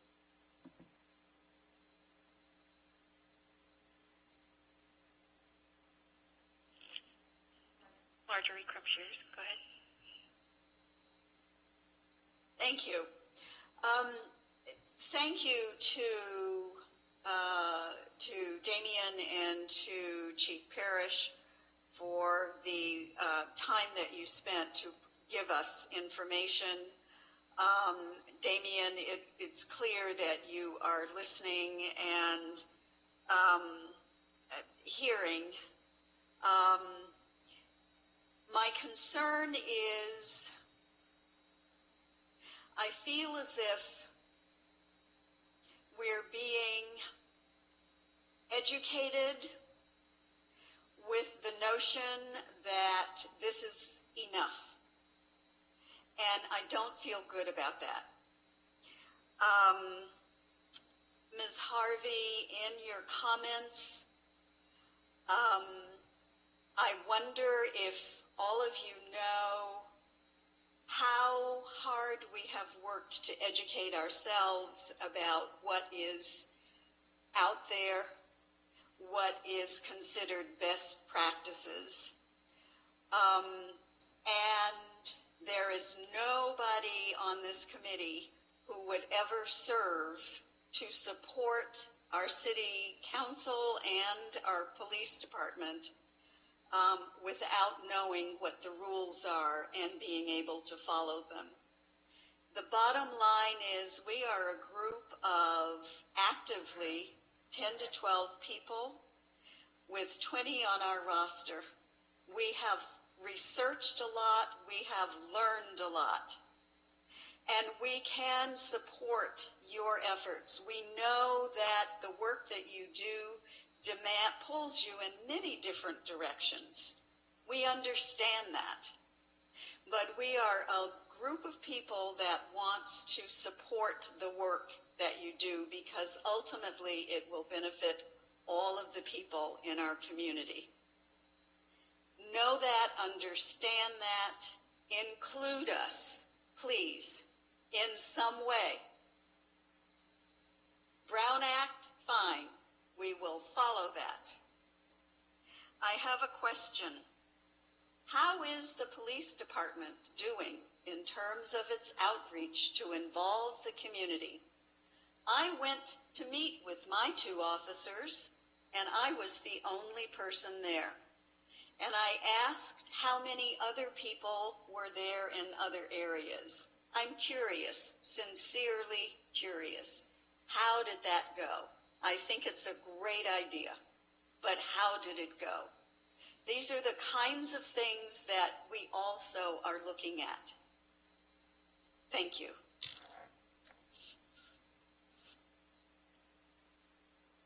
Daniela Delario. Hi, it's Daniela, commenting here again, and I just wanted to say thank you so much for those presentations, and thank you so much for all your comments. And I definitely understand these are exceptional times. We're in the midst of a pandemic. And again, we have these historic wildfires, which I don't know if we can keep calling them historic if they happen every year. But here we are again. We do have community members who are currently houseless due to the 2017 fires. And we have a lot of people who are still healing from the trauma of those fires. So this is really a time when mental health funding is paramount. We really need it more than ever, and that's where Measure O comes in. So I'm really hoping that Measure O passes and that we can expand MST and, maybe even have a Cahoots-style program here in Cotati, or at least somewhere here in Sonoma County. Maybe Cotati could, team up with another city or town close by, and we could really have that kind of response team.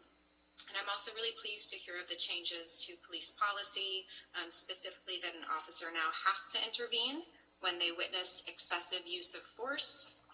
I'm also really pleased to hear about the supplemental training, that there will be more frequent trainings and shorter trainings. I think that also as a teacher, I think more frequent and shorter is really the way to go when you're trying to teach something. The crisis intervention training, that's the CIT, also sounds very important. 32 hours seems very short. So I'm hoping that that really does happen and it happens frequently. And I think it's really important that really everyone, we all have racial bias. It is so important that we have anti-bias training, not only law enforcement and teachers, elected officials, all of us. We really do need to work toward being actively anti-racist. So educating ourselves to be anti-racist. There's a lot of great books that I'm sure many of you have read or have heard of. Right now, I am reading the new Jim Crow. I've read So You Want to Talk About Race, How to Be an Anti-Racist is another great book, and there's documentaries such as 13th. So I'm just hoping that Measure O passes. I'm hoping that Measure P as well passes, and that's the IOLERO, the Independent Office of Law Enforcement Review and Oversight. And hopefully that will put us in a good position in Cotati to have some more civilian oversight of our police department. And yeah, I think the implementation of RIPA and the use of force simulator training is also so very important. So again, thank you so much. And I think what I've seen from other cities is when there is a special meeting, it's really blasted all over Facebook, all over social media so that the word can get out. And, I agree with Marjorie that meeting with a neighborhood police officer is really a great idea. But again, we just have to get that information out and, again and again so that people really, really hear it and can show up and be part of these meetings. So again, thank you so much. Will Browdy, go ahead.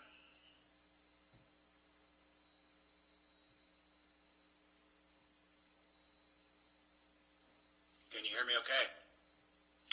Yes. Yes, thank you.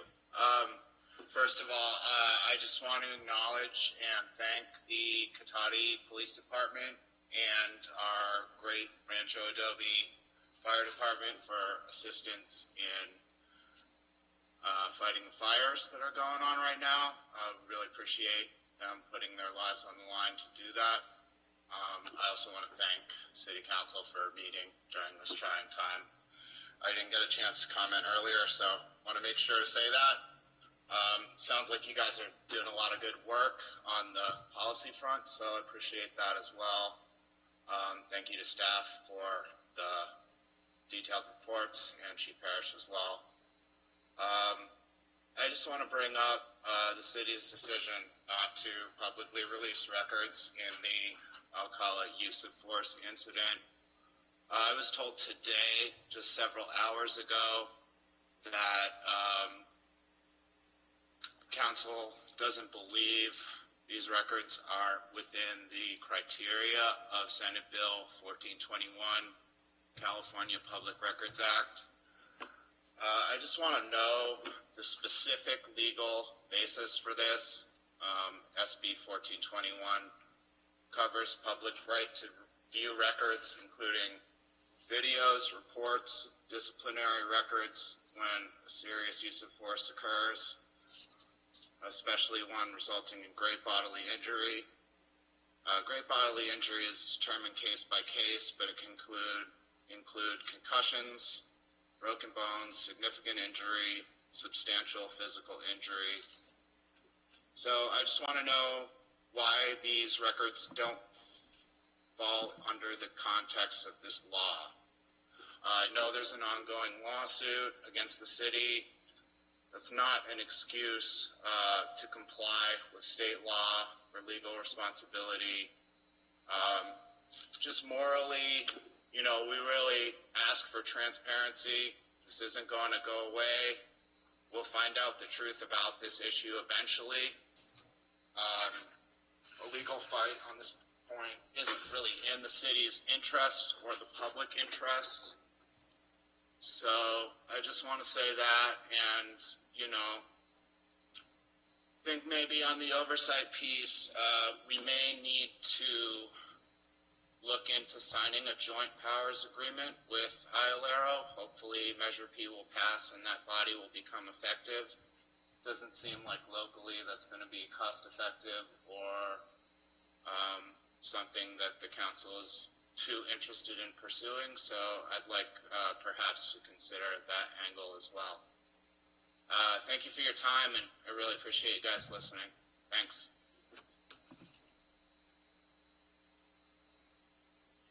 Mel Browning, go ahead.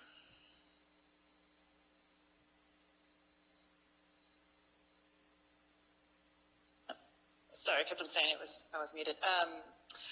I want to just thank you for the presentation, for the information, for outlining a lot of the different points that I know that folks were hoping to learn more about. I did want to comment that I particularly was disappointed in some comments made by council in regards to us really not having the ability to understand certain things, and that we better be careful for what we wish for. And I think that that's just kind of not helpful for a conversation for folks that are really hoping to make sure that we make Cotati a safe place for BIPOC people. I just think that right now, it will take things that maybe are difficult and maybe take a lot of time and effort, but I think people's lives are worth it. So, that just kind of disturbed me a bit, and I wanted to voice that. In terms of oversight, I think there's a difference between what currently is happening and what might best practices be in terms of moving forward. We know that things that have been done have not been working. So the whole point is to reimagine how we can do things. I do realize that some things need to happen at a state and a federal level to change, but I do think that it's worth investigating how Cotati could have oversight in ways that don't currently exist, and that might include joining forces with IOLERA. So I really hope that these efforts continue. I was really pleased to hear about RIPA. I really do appreciate Chief Parrish's efforts on working with the city on getting that implemented sooner, and the different commitments that he's making. I really do also want to dispel the sense of when we talk about police oversight, when we talk about these issues, that somehow blue lives don't matter. Like, I really want to put out there, as someone who worked alongside of law enforcement for 10 years, I know the hard work that they put into doing their jobs. I know the impact emotionally, psychologically, physically that job has. But we're not referring to that. We're referring to the oversight that's needed to keep everyone safe. And I think, my profession has independent bodies that investigate folks. Folks don't go to my colleagues locally to have complaints investigated. So, again, I really want to dispel that for some reason, it means that we're against police or anything like that. This is not true. So, again, I thank everybody for their presentation, and I really hope that we can continue to move forward with implementing some of these things locally. Thank you.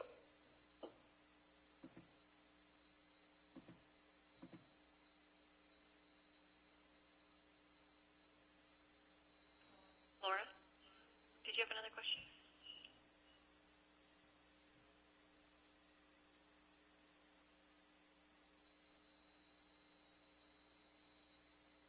Hello, am I unmuted?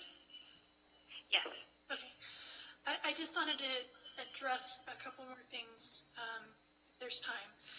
Councilmember Delasso, I appreciated all of the information about how much the staff has been doing and how much work it's been, and I know this has been a crazy year. It's the worst year I can remember. So one of the reasons why it is taking so long, I think, is because the model the City Council is using is to delegate a lot of this research to staff, and then have staff produce reports at City Council meetings, and that's all extremely time-consuming. It has to be because of the way it's set up. So a different approach that could be taken is to form a working group with citizens that could participate and residents that could participate. And I don't think we're expecting you to deliver the world in a month. We just want to be included more formally. And I think that's something that could be achieved quickly. I wanted to make just a very brief suggestion about the survey, which is I think it's important when we do the survey to include Rohnert Park residents and SSU students in the survey somehow, because they are interacting with our city and with our police very frequently. As you know, many of us can walk 20 feet and we're in Rohnert Park. So I think it's just, maybe that's something you're already planning. I'm not sure, but I think it's important to include. I wanted just a totally separate comment. I'd like each of the city council members, if you haven't already, to please look into the Force Policy Institute that Chief Parrish mentioned.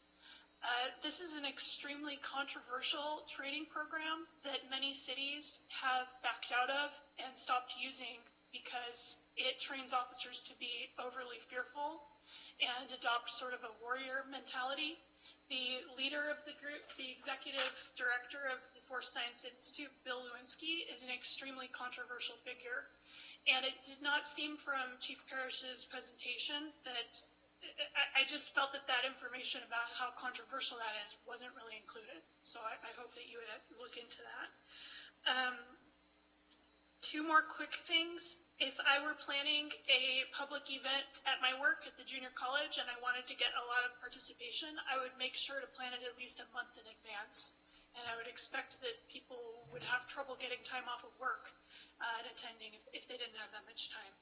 And the last thing I wanted to say was, with regard to what Will Prouty brought up in terms of the Christopher Alcala incident, you know, we've touted ourselves as being the first city that got body cameras, and I think that's wonderful.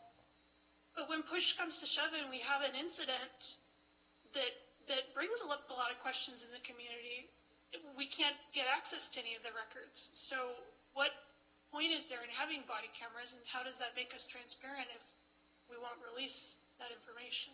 So that's all I have to say. Caitlin, go ahead. Hi, everybody hear me? Great. Yes. All right. Yeah, I have a few thoughts. I just wanted to start off by saying, thank you for sharing all of this information. It's really appreciated.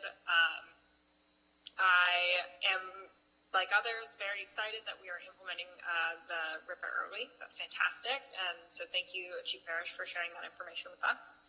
And I do appreciate also the effort on the upcoming community survey. What I did feel disappointed with in tonight's meeting is, similar to what others have expressed, just a lack of general openness and energy for changing the way that things are done. I'm hearing a lot about what can't be done, and not a lot of, a bit more open-minded thinking about how we could shift things to include the community a bit more in the way that we're using police in Cotati and in the way that police oversight happens.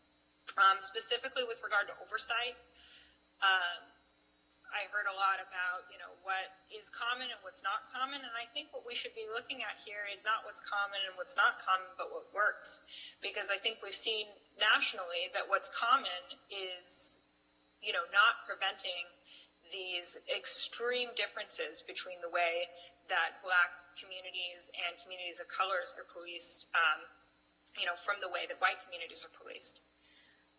So I don't really think that we should be basing what we do on what's already been done. I think we have an opportunity here to be a little bit more imaginative than that. I also just wanted to touch briefly on mental health training. I appreciate that it's happening. I myself have had to make a call to the Cotati Police for a friend in a mental health situation. And so I'm glad that they are getting that sort of training. That's very important. But at the same time, there's no amount of training that's going to make a police officer as good at de-escalation as somebody who's specifically trained for, mental health de-escalation. At the end of the day, they've got a gun. They come with associations. It's just much more difficult to be a calming force by no fault of the police officers themselves. So, bottom line, a cahoots type program could actually keep both officers and citizens safe. So just wanted to make that note that I don't think police training is a good swap out for that. And just to wrap up, because I only got a few more seconds here, I just want to say that even though sometimes we may be coming here with specific concerns, we're not trying to accuse anyone on the police force or the council of doing their jobs badly. But we are looking at national patterns and reasoning that something about the jobs of public office, including police, needs to shift to be more fair to Black and citizens of color. Okay, thank you. Adrienne Lobby, go ahead. I would would just like to talk again about the oversight thing. I remember especially Councilmember Harvey saying, I'd like to know more about that. So the issues about who nominates and appoints is one of the critical issues that is being discussed all over the nation right now. As Vince said, the majority now are nominated by mayors or in conjunction with the police. That means they are not mostly independent from law enforcement. We really need them to be independent. Some of them lack subpoena power, many lack disciplinary power, and many don't exercise the powers they do have. And this is partly because the funding that they have or their political connections mean that they really can't and don't exercise their power. It's a problem. So in our experience, the best practice is to have a board majority that is nominated by civic organizations, a broad scope to review the complaints, independent investigatory authority, a way to ensure that discipline sticks. In other words, that the police, the head of the police can't just ignore disciplinary recommendations from the review board. Audit policies and practices, so not only the ability to investigate individual complaints, but a way to examine underlying issues and policies that are negatively impacting the community. And secure funding, because again, if it's not going to be political, it has to have a funding stream that is secure, no matter what decisions it makes. It needs due process protections for police officers, so we have to keep the rights of the officers very primary and important during this process. And then public access and reporting. We all know the problem of closed doors bodies, so we have to have a really transparent way and quarterly reports. Now, I know from the earlier presentations that some of you are saying, well, wait, that's not legal. Wait, that can't be done. Wait. All of this can be done, and the people who are working on the IOLERA question, they've been in the trenches on these issues, and believe me, they have done their legal homework. There is a way to do all of these things, and it is not, at this point, rocket science. We could actually do it. Again, I just want to ask everyone to vote yes on Measure P, so we have a really good umbrella group in the county that meets all of these criteria, and that we could potentially be part of in Cotati. Barring that, if for some reason we don't want to, or if Measure P doesn't pass and we're stuck with a very ineffective IOLERA, probably I would personally recommend that we hire an auditor to do some of these tasks. So it's just a one-person kind of thing, rather than a large committee that needs a lot of staffing. Again, I look forward to an ad hoc meeting where we can discuss this in lots of detail. Thank you.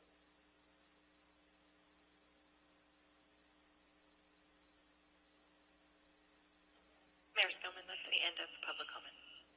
Okay, thank you very much. So I'll close public comment and go back to council, see if we have any comments. And I see Vice Mayor Moore, who put your hand up, so go ahead.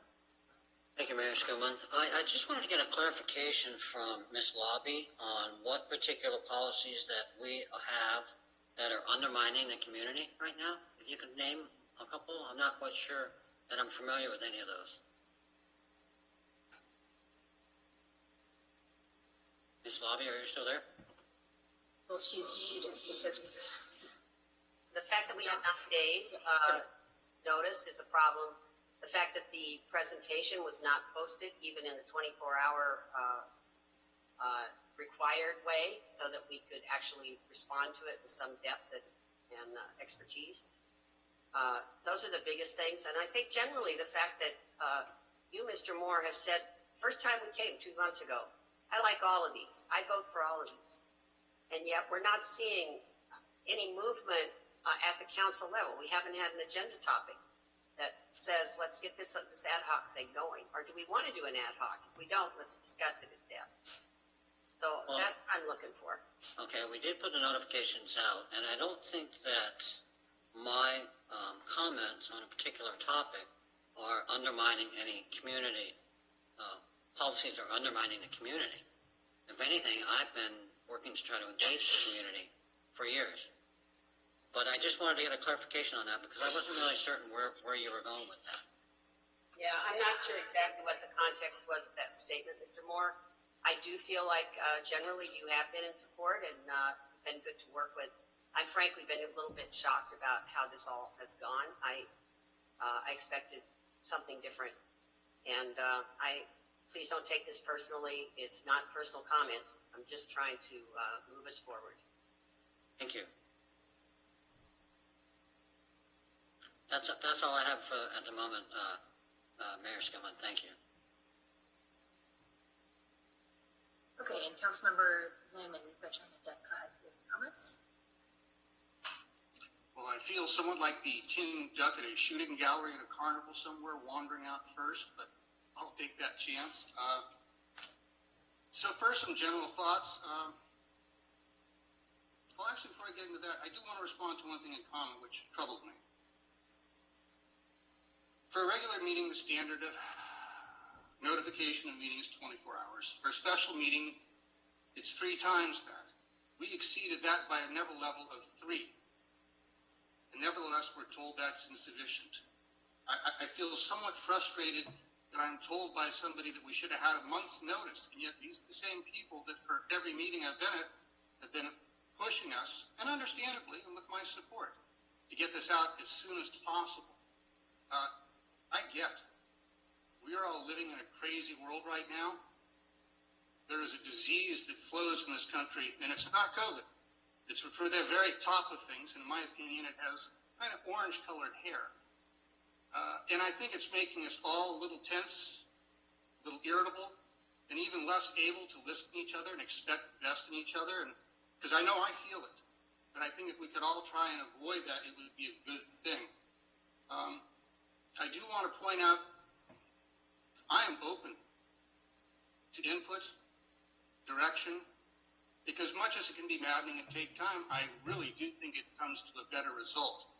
But I do feel I'm not being asked to allow support. What I'm being asked to do is turn over the wheel, really, the steering wheel of the operation to a group of independent citizens.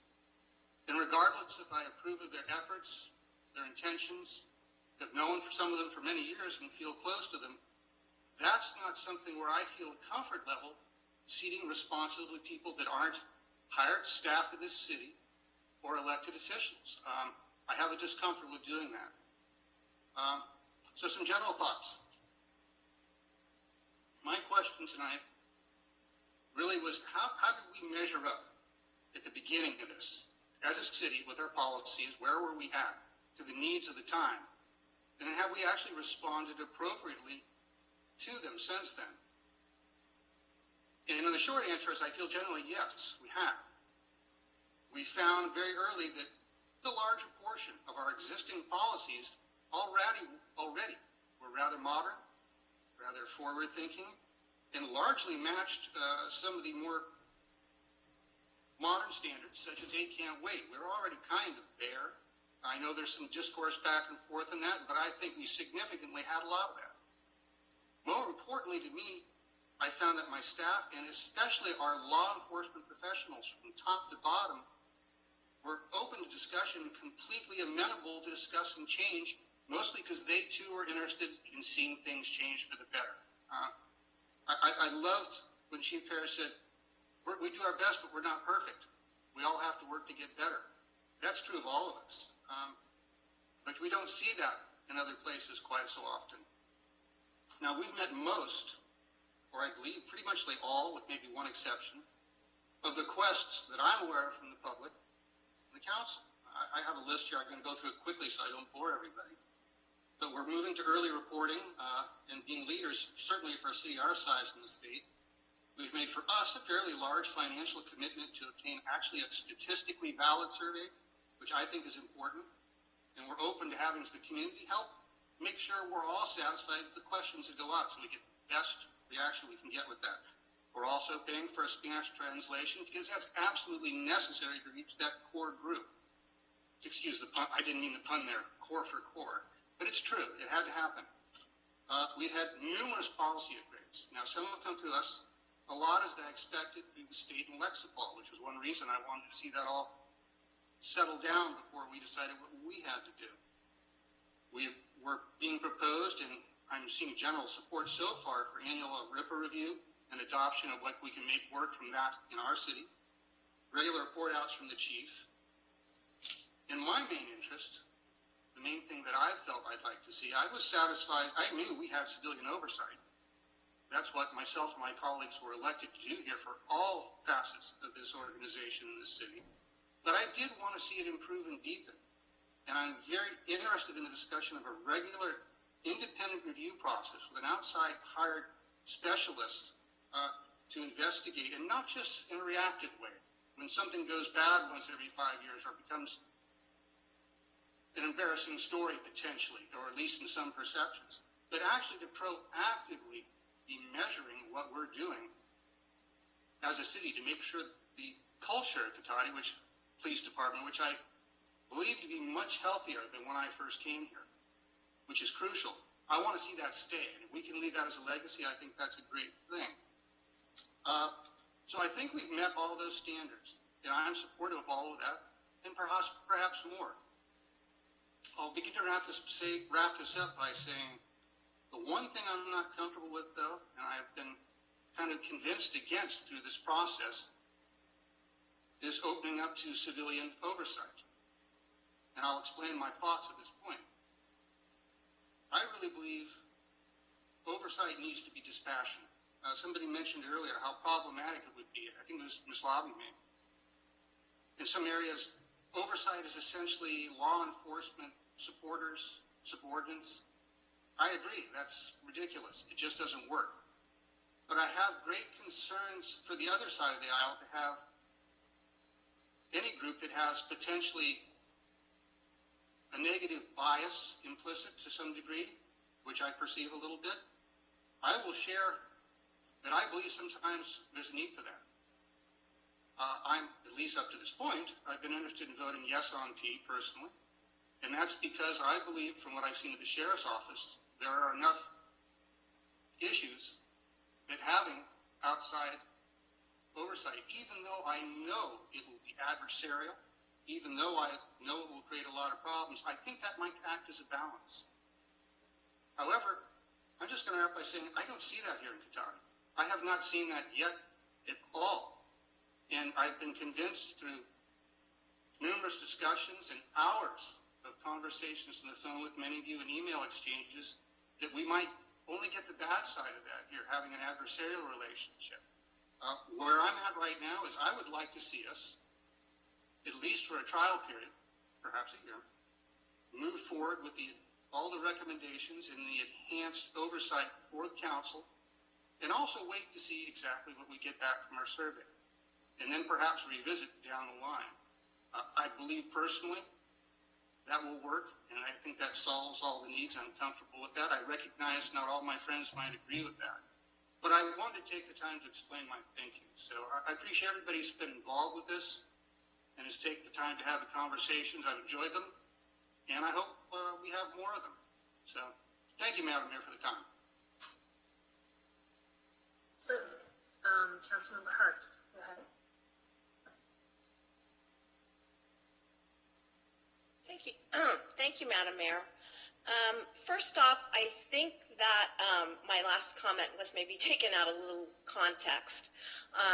What I was trying to express was that the group that's there that's been doing a lot of this has been free to share information and send emails and share articles and, you know, exchange phone calls and different things with one another. Those are great things, and you guys have been able to come up with great ideas. And, you know, Adrian, you know, you pointed out, you know, a lot of things, as has Marjorie and others. I think that it is sometimes frustrating because we don't get the benefit of having that ability to do that. Our ability is, as you see right now, in sharing in a public meeting. So everything that we do has to be done in the public. So that is what I was speaking to. The format of your meetings are allowed, so us wanting to put that kind of structure on that, I think that I wouldn't want to see that, because I think that it taps down your creativity and ability to share. So first I wanted to get that out there. So I didn't mean for it to come out the way it did. Apparently it upset a couple people. Didn't mean to do that. I'm terribly sorry. As far as these meetings go and some of the things, these are tough times. We're dealing with lots of stuff. It's, smoky out, there's fires, everybody's been trying to make sure that the businesses stay in business. This is not a great format for us to have communities get together and talk with one another. It just isn't. We're all doing the best that we can, but it's not a great format. When I think of when we went through like the general plan and we had all the discussions with the community, and lots of different people attend at different points in time when they could, we sat at tables and we got Post-its and we discussed different things. That's, I think, more conducive to this, and I think that's what's frustrating, I think, for everyone. And I hear it in some of the comments that, people just want to be at the table, and we're sitting in a structure right now that isn't conducive to that. And I'm sorry, and we are trying to do the best we can with what we have right now. I feel like we really do need this survey. To move forward on what some of the issues are, I hear everyone about the nationwide issues, and I have no doubt that those don't exist in lots of places. But my interest is what is happening in our small community of Cotati. What are our issues? I want to hear what those specific issues are from those folks. Then I think with knowing what those issues are from the survey, we can look at those specific issues to our community and determine what we need to do. Do we need to change policy? Do we need more training? Is it something else that we need to do in order to make that better? Do we need to have more of the policing community meetings? The comment was made, I think it was by Marjorie, that not very many people attend. That has been an issue. I've attended a couple of them, and it's not clear all the time why people don't attend different things.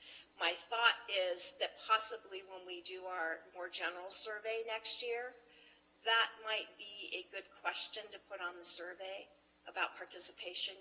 What would help with participation from folks, because we've tried Nextdoor, we've tried Facebook, we've tried the Marquee, we've tried the water bills, we've tried, pushing things out, having people sign up.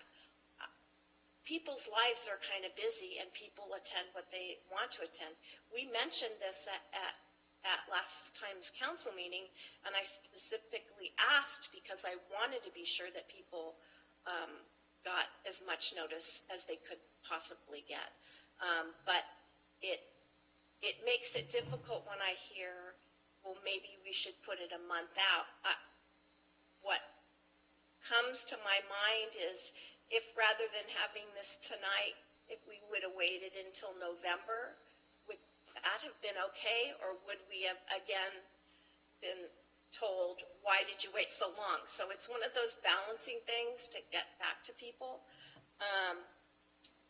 I really think that it's important for us to implement some of these things like the annual review and encourage people to attend.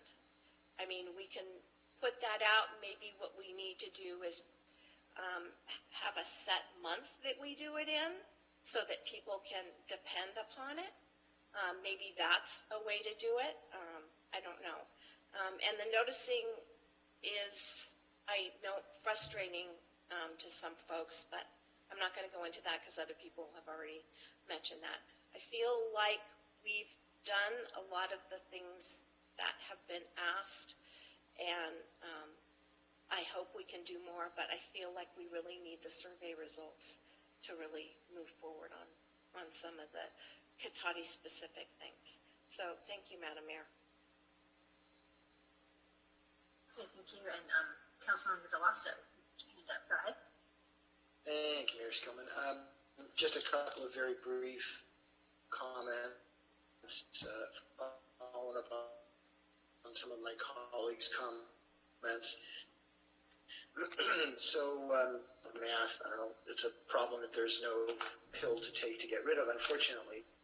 So we had 18 attendees tonight. I know people were asking. And at our previous meeting, we had 22. So it's a pretty close number as far as getting the noticing out and people that attended. I kind of, I don't want to sound Pollyannish, but I do want to make a point that we are clearly moving forward. And we're really doing that not so much at some level from council guidance, but really our city manager and our chief of police have taken it upon themselves to look at all of these different criteria that are out there, knowing that there is no police department, there's no city council, there's no city hall staff that is perfect. And what we strive to do is, if there are missteps, let's correct them. And if we can try to avoid missteps in the future, let's put the right policies in place. Are we done updating the Cotati Police Department policies? Probably not. Things will change in the future as well. But I think where we were just a couple of months ago, I think it's important that we are definitely all collectively, from all the comments, public comments, council comments, staff, moving forward. I believe we're moving in the right direction. There are still one or two unsettled items, but I think there'll be some clearer direction on those in the next month or two. That's just kind of, I'm not putting a timeline on it, but I'm just thinking that, you know, there's going to be some more discussion on these items. So again, I want to just thank everybody from staff to the participants that we've had in these meetings and in any side meetings. And if there's members of CORE that want to have communication with me, I know somebody had said, well, none of the council members reached out to us, but communication's two ways. Nobody's reached out to me. And if somebody wants to reach out to me like Marjorie Crump Shears did a couple of months back, even longer than that, I met with her and Adrian, and we had a great discussion. So let's just keep in mind that we're all taking positive steps here, but we're not done. Thank you, Madam Mayor. Okay, thank you. And obviously this isn't a formal city council meeting, so we're not going to be voting on anything tonight, but what I wanted to do is ask Damien to go back over recommendations. I think a few council members have already indicated their interest in doing that. I mean, our goal that we set for ourselves was to have the survey results early next year, be able to have a meeting where we can, Damien can summarize and talk about what the survey results show and what that might indicate, and then also to have our first annual report out from Chief Parrish within the first quarter of 2021. So those are the goals that we kind of set for ourselves, so we can improve transparency and move things along. So I'm going to ask Damien if you can just recap the recommendations, and then I will open it to public comment one last time, and then bring it back to council for any final comments. Sure. Thank you, Mayor. So just to recap the next steps. So it's going to be a busy end of the year, just on the staff side. So as you guys know, we're going to be pushing to implement RIPA early. So that's going to be between now and the end of the calendar year. We're going to be busy with that. We're going to be busy finalizing the community survey design and getting that out, and hopefully getting results back. the police are busy doing additional supplemental training, so that's, there's still a lot of activity on that front.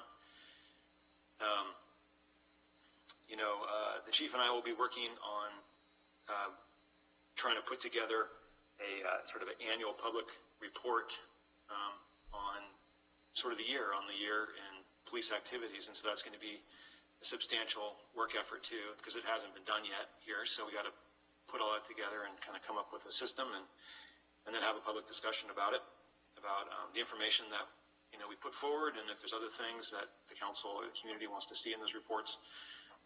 So that's going to take a bit of time. So hopefully, as you mentioned, Mayor, in the first quarter of next year, we'll be kind of done with that process and happy with kind of what that report looks like, at least now. And then, a year from now, then we'll have RIPA data, and that'll get folded into that report as well.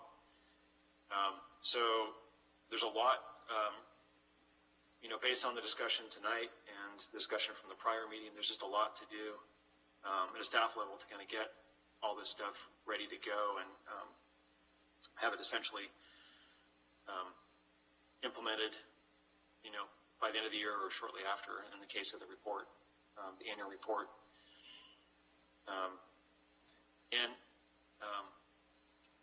We'll also continue to, we will bring back the council if there's additional funding needed for the survey. We'll obviously bring that back. I don't know where we are with that yet, but hopefully we'll know soon. As we get into looking at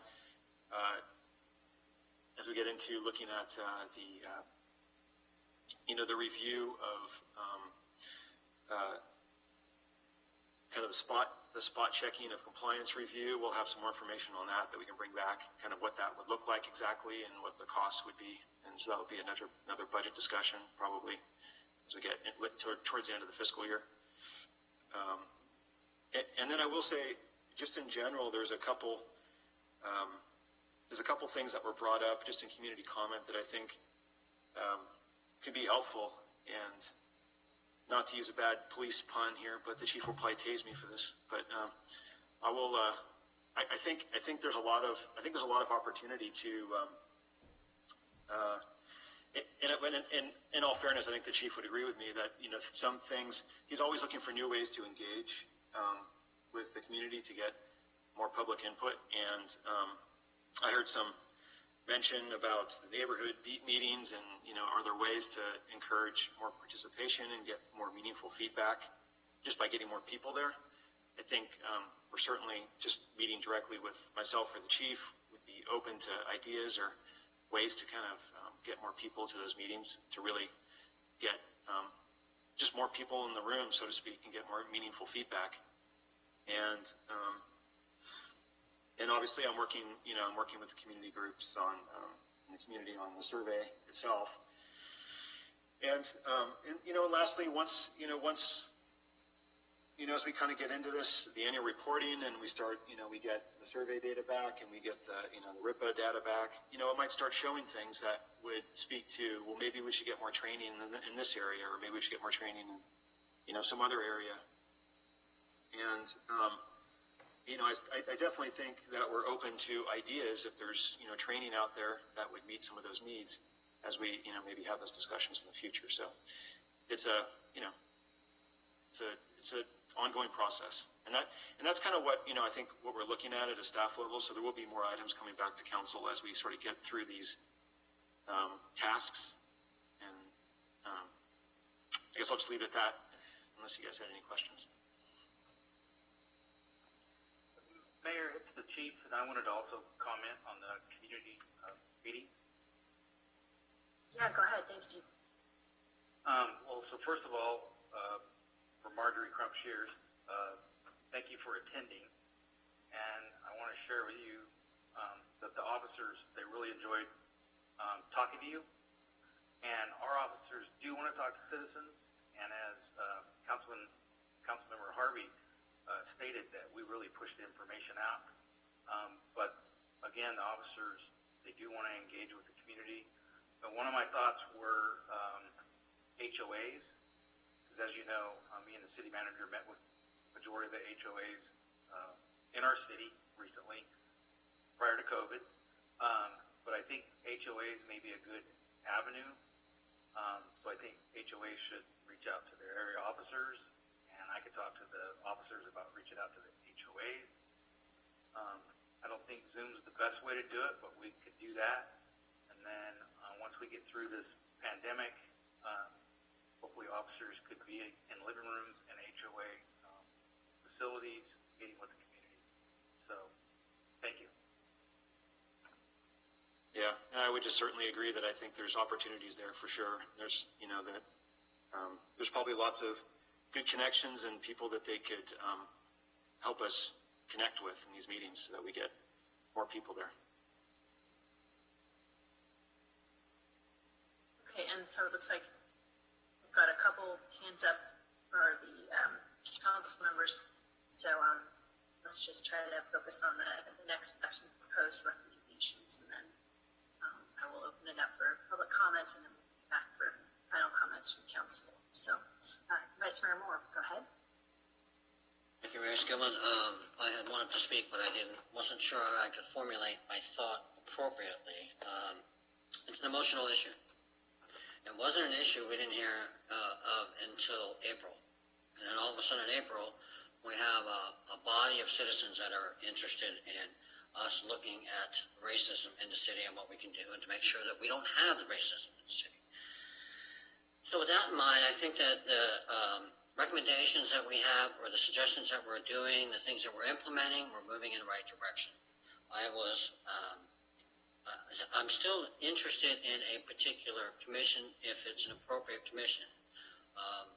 As all of the participants and the attendees have seen, it's not as easy as saying, hey, let's just start an ad hoc committee. It's much more complicated than that. I did not get an invitation to be a member of CORE. I don't know why. I don't know if anyone on the police department got an invitation to be a member of CORE. But I would think that as we move forward and we delve into this even further, implement some of the best practices, make the changes that are appropriate to make so that we don't get into sticky situations, so to speak, or that we're not displaying racist behavior, whether it's intentional or not. I think that I would be more than willing to participate in CORE and share information as appropriate and or relay information back. We still have every single council meeting going forward that information can be shared with. And I think that with that in mind, there's nothing that's precluding us to continue working on this and then see what we can come up with that is going to be ultimately the best for all concerned. So, thank you, Mayor Skillman.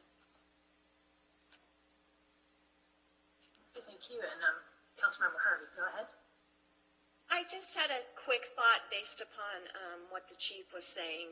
I know that they've been out to the HOAs and held the meetings at the police station, but another thought might be is to have an opportunity for people to maybe hold when the pandemic's over, mind you, to hold house parties where people can invite people from their neighborhood to their house, not too dissimilar to when you used to have the neighborhood watch program, but something akin to that. That might be another way, for people to get out to the neighborhoods. Just a thought. Just wanted to throw that in. Okay, thank you.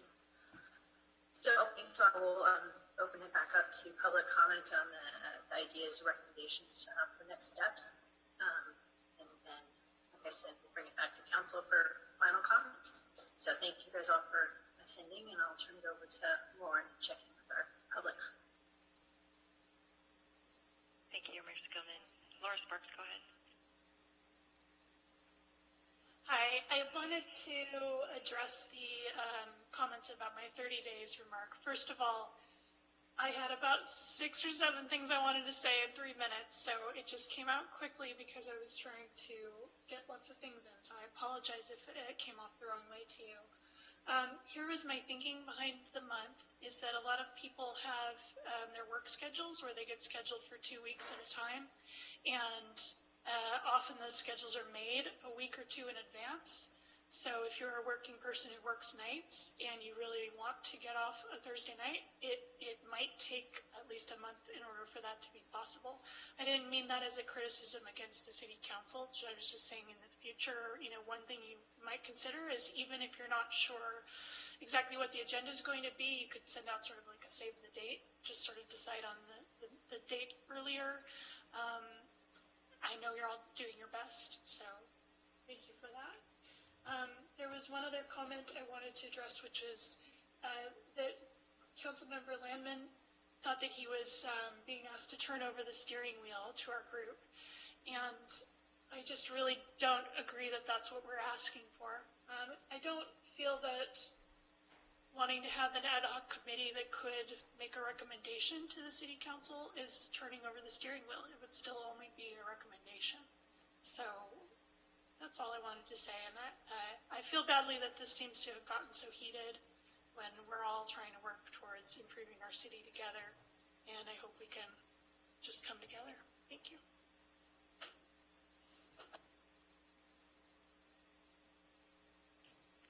Meredith Weissman, go ahead.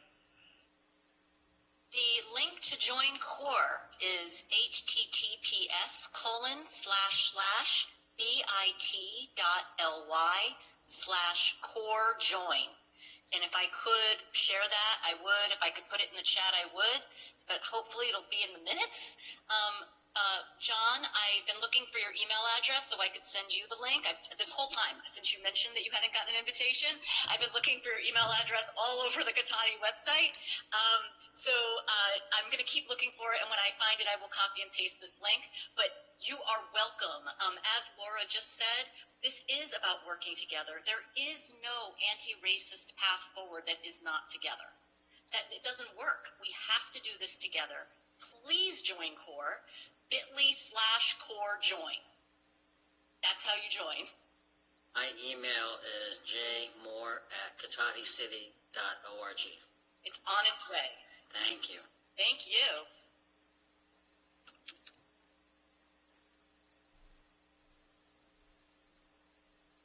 Adrienne Lobby, go ahead. Thank you. Thank you. Our meetings are basically, our group is basically open, and you're all invited. I think we didn't want to impinge on your time and make assumptions, so we didn't go after you to join the organization. Whoever said this all sort of happened in April, well, George Floyd was killed in May. And a lot of us white folks all across the country said, wait a minute. And as we've seen, more and more people being killed, more and more people being injured, weird law enforcement stuff, weird judicial stuff, we're way interested now. And we really want to make sure it doesn't happen here. I want to address too Mark's comment about taking over the wheel. And, think about your planning commission. Think about your used to be design review committee. You've often set aside a group of people to say, look, become subject matter experts, delve into it. In those cases, you appointed people. In this case, we're asking some of you to join us. So we're really not talking about going off on our own. And, I want to leave this on an upbeat note, but it's really hard. I feel a lot of condescension here that we don't really know the rules. We don't know how hard it is. We're not going to be careful enough. It's just not true. It's just not true. We have a group of citizens here, actually one of the best teams I've ever worked with in terms of knowledge and skills and willingness to get into the details and have an open mind. It may seem, because we come to it with a desire to protect Black and brown people, that we're prejudiced against the police. I think you've heard a lot of people tonight say, this is not where we're at. This is not where we're at. We're not prejudiced against the city. We're not prejudiced against the police. But we want to have some open deliberations and ongoing work on this issue so we can really feel safe. And I'm not feeling it yet. And I hope none of the rest of you are either, because I just think we're still at the tip of the iceberg. But I do appreciate your time tonight, and I hope we can go forward together.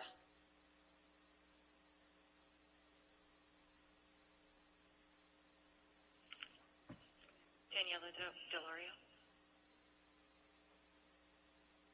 Hi, it's Daniela again, and thank you again so much. Thank you for all of your comments.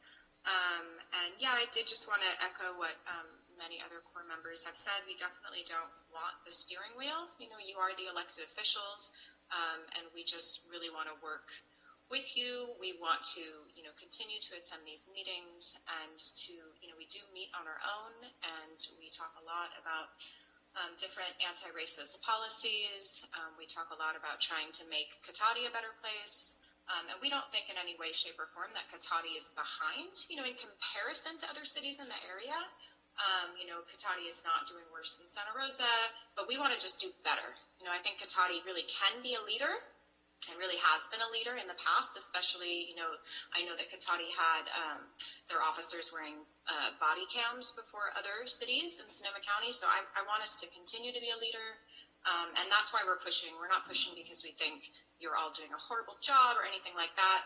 We're pushing because we just want to do better, and not better just in comparison. We want to do better than everyone else. You know, we want to be leaders here. So that's really where a lot of us, I think, are coming from. What else was I going to say? So I live in Frog Song, which is an intentional co-housing community. We do have monthly meetings, and we would love for any of you to come. We are currently meeting over Zoom. And yeah, I just would like to invite any of you to come, the police chief or any of our neighborhood officers. We would love to have you. And I could get that information out. Mark Landman and I have exchanged some emails, so I could maybe send you an email, Mark, and then get that information out to you just to invite you. And of course, yeah, our group is open to any one of you who has the time to spare. I know so many of you are busy, but if you are interested, please come. And again, thank you so much for listening to us, and I know we all really appreciate it, so thank you.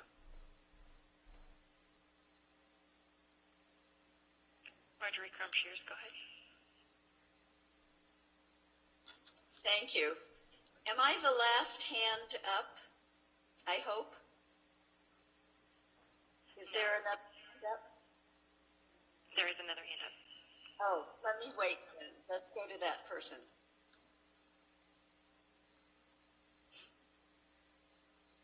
Will Prouty, please go ahead.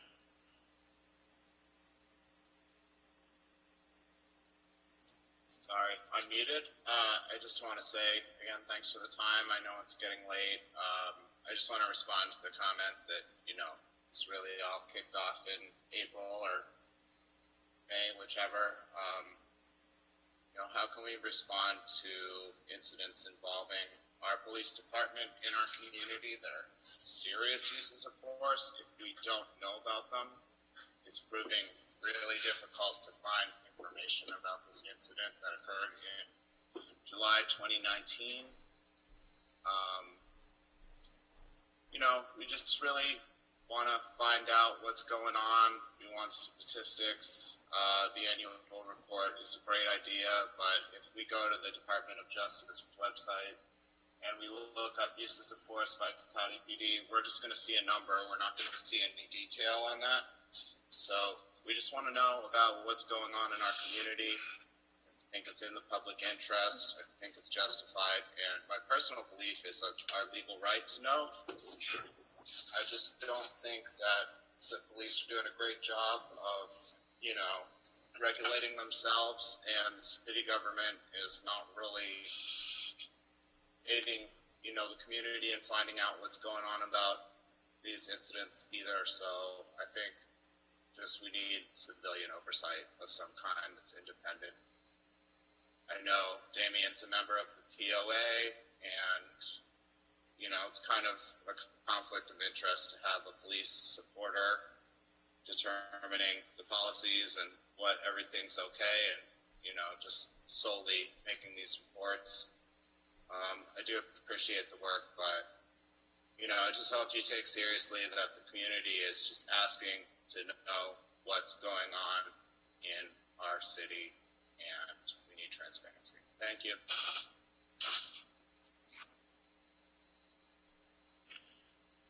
Marjorie Crump-Shears, go ahead. Thank you. I want to also extend an invitation to Chief Parrish or any one of your officers to join CORE, we are open, and it's a very easy process, and we would love to have you. I want to read a poem. It's one of my favorites. It's by Langston Hughes, and I'm going to read it because I'm pretty sure, without knowing who else is on this, that I am definitely the oldest person here. This is called Mother to Son. Well, son, I'll tell you, life for me ain't been no crystal stair.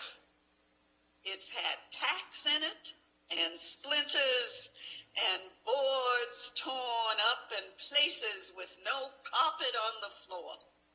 There.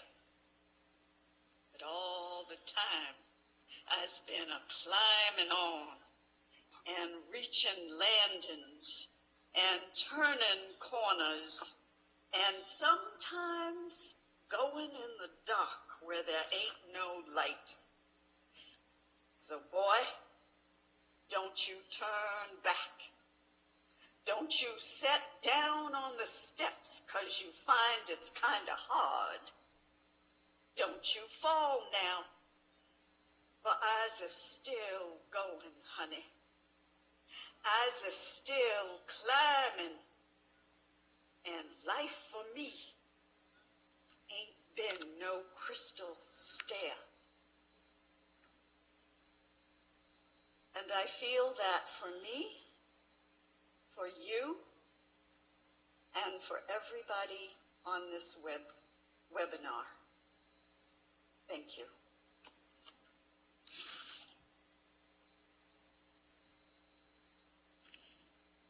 Mayor Skillman, is the end of public comment.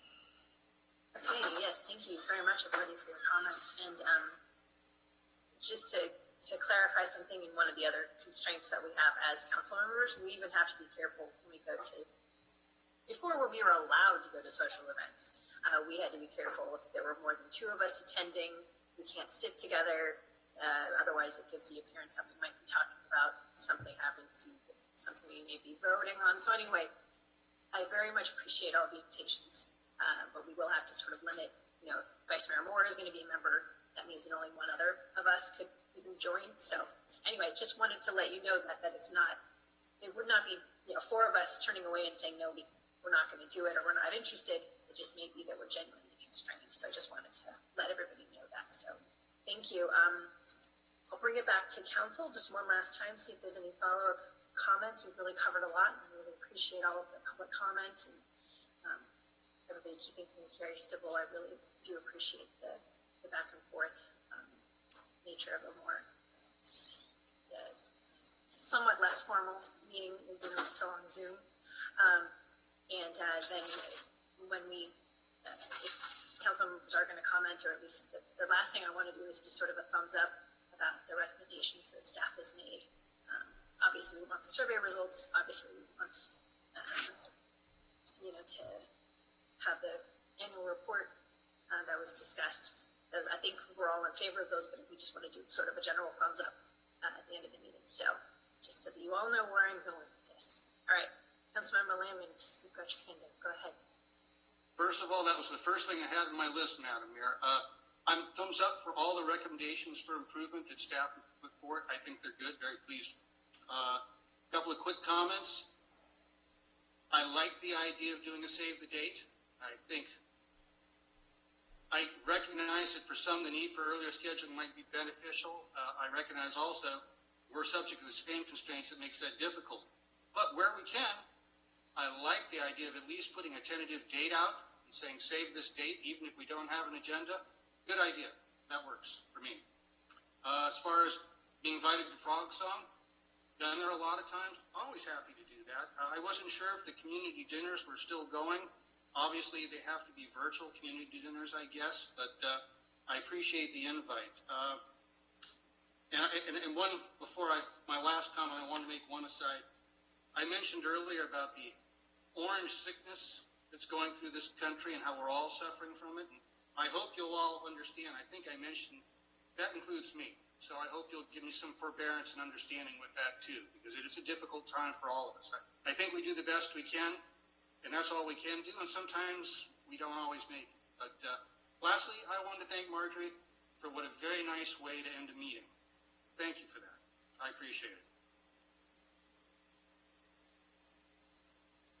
Councilmember Harvey, go ahead. Thank you, Madam Mayor. Just a couple of things. Maybe this is where we're supposed to be, because this is a difficult subject. I feel like we're making progress, but apparently we're not making progress when I hear things like there's no trust and that we're hiding things. So maybe that's where we're supposed to be in this process. I thought we were, moving forward, but maybe that's just where we're at in there. One of the other things that did come to mind for me is at one point we had the CEC, the Community Environment Commission, and we kind of put that aside because for one thing, they didn't have a purpose, and for the second thing, we couldn't really get anyone to join, and when we did have someone join, then there might be one person, and it's difficult to have just a meeting with yourself. So maybe there'll be an opportunity here for that. But I appreciate everyone's comments. Although this hasn't been necessarily the most pleasant meeting that I think everyone has been to, I feel like these are the discussions that we need to have. And I feel like we are making steps. Maybe they're not leaps like there is an expectation for, but I do feel like we are listening. We are going to move forward with a survey. We're being as transparent as we can with, a police report. We're going to do the RIPA things. So I feel like we're making steps, but I think the survey will help us. I think it'll help us as a community, and I think it will help give us direction to move forward. But I appreciate all the work that staff put into this. I appreciate all the things that Chief Parrish has done to kind of keep us moving. A lot of people have lots of things on their plates, and so we're in the midst of a pandemic and the fires and all of that, and I know people have been doing a lot of things. So I appreciate the community attending even though they're busy, and I appreciate staff's work for this. So thank you. Okay, Vice Mayor Moore, go ahead. Thank you, Mayor Skillman. A couple of things. I just want to express that as much as we may not like it, everything is political. We have to consider what will happen if Measure O doesn't pass, what happens if Measure P doesn't pass, what happens if Measure S doesn't pass. If we don't have Measure S passing, we may not have a police department, and this whole topic would be a moot point. So in your quest to make the city better and to make this a greater community, keep those in mind and tell people those things are important measures and we need to get those out there and supported and passed. And I am in support of the recommendations going forward. Thank you. Okay, Councilmember Harvey, I see your hand went back up. I'm sorry. So just one more thing. It's important that the core group help us with letting people know that the survey will be coming and that they please ask folks to participate, because I know that sometimes when survey groups reach out to people, they don't necessarily want to participate. So we could use a hand, and if someone gets a call on this, or however it is that they're going to get it, that they please help us ask people to please participate.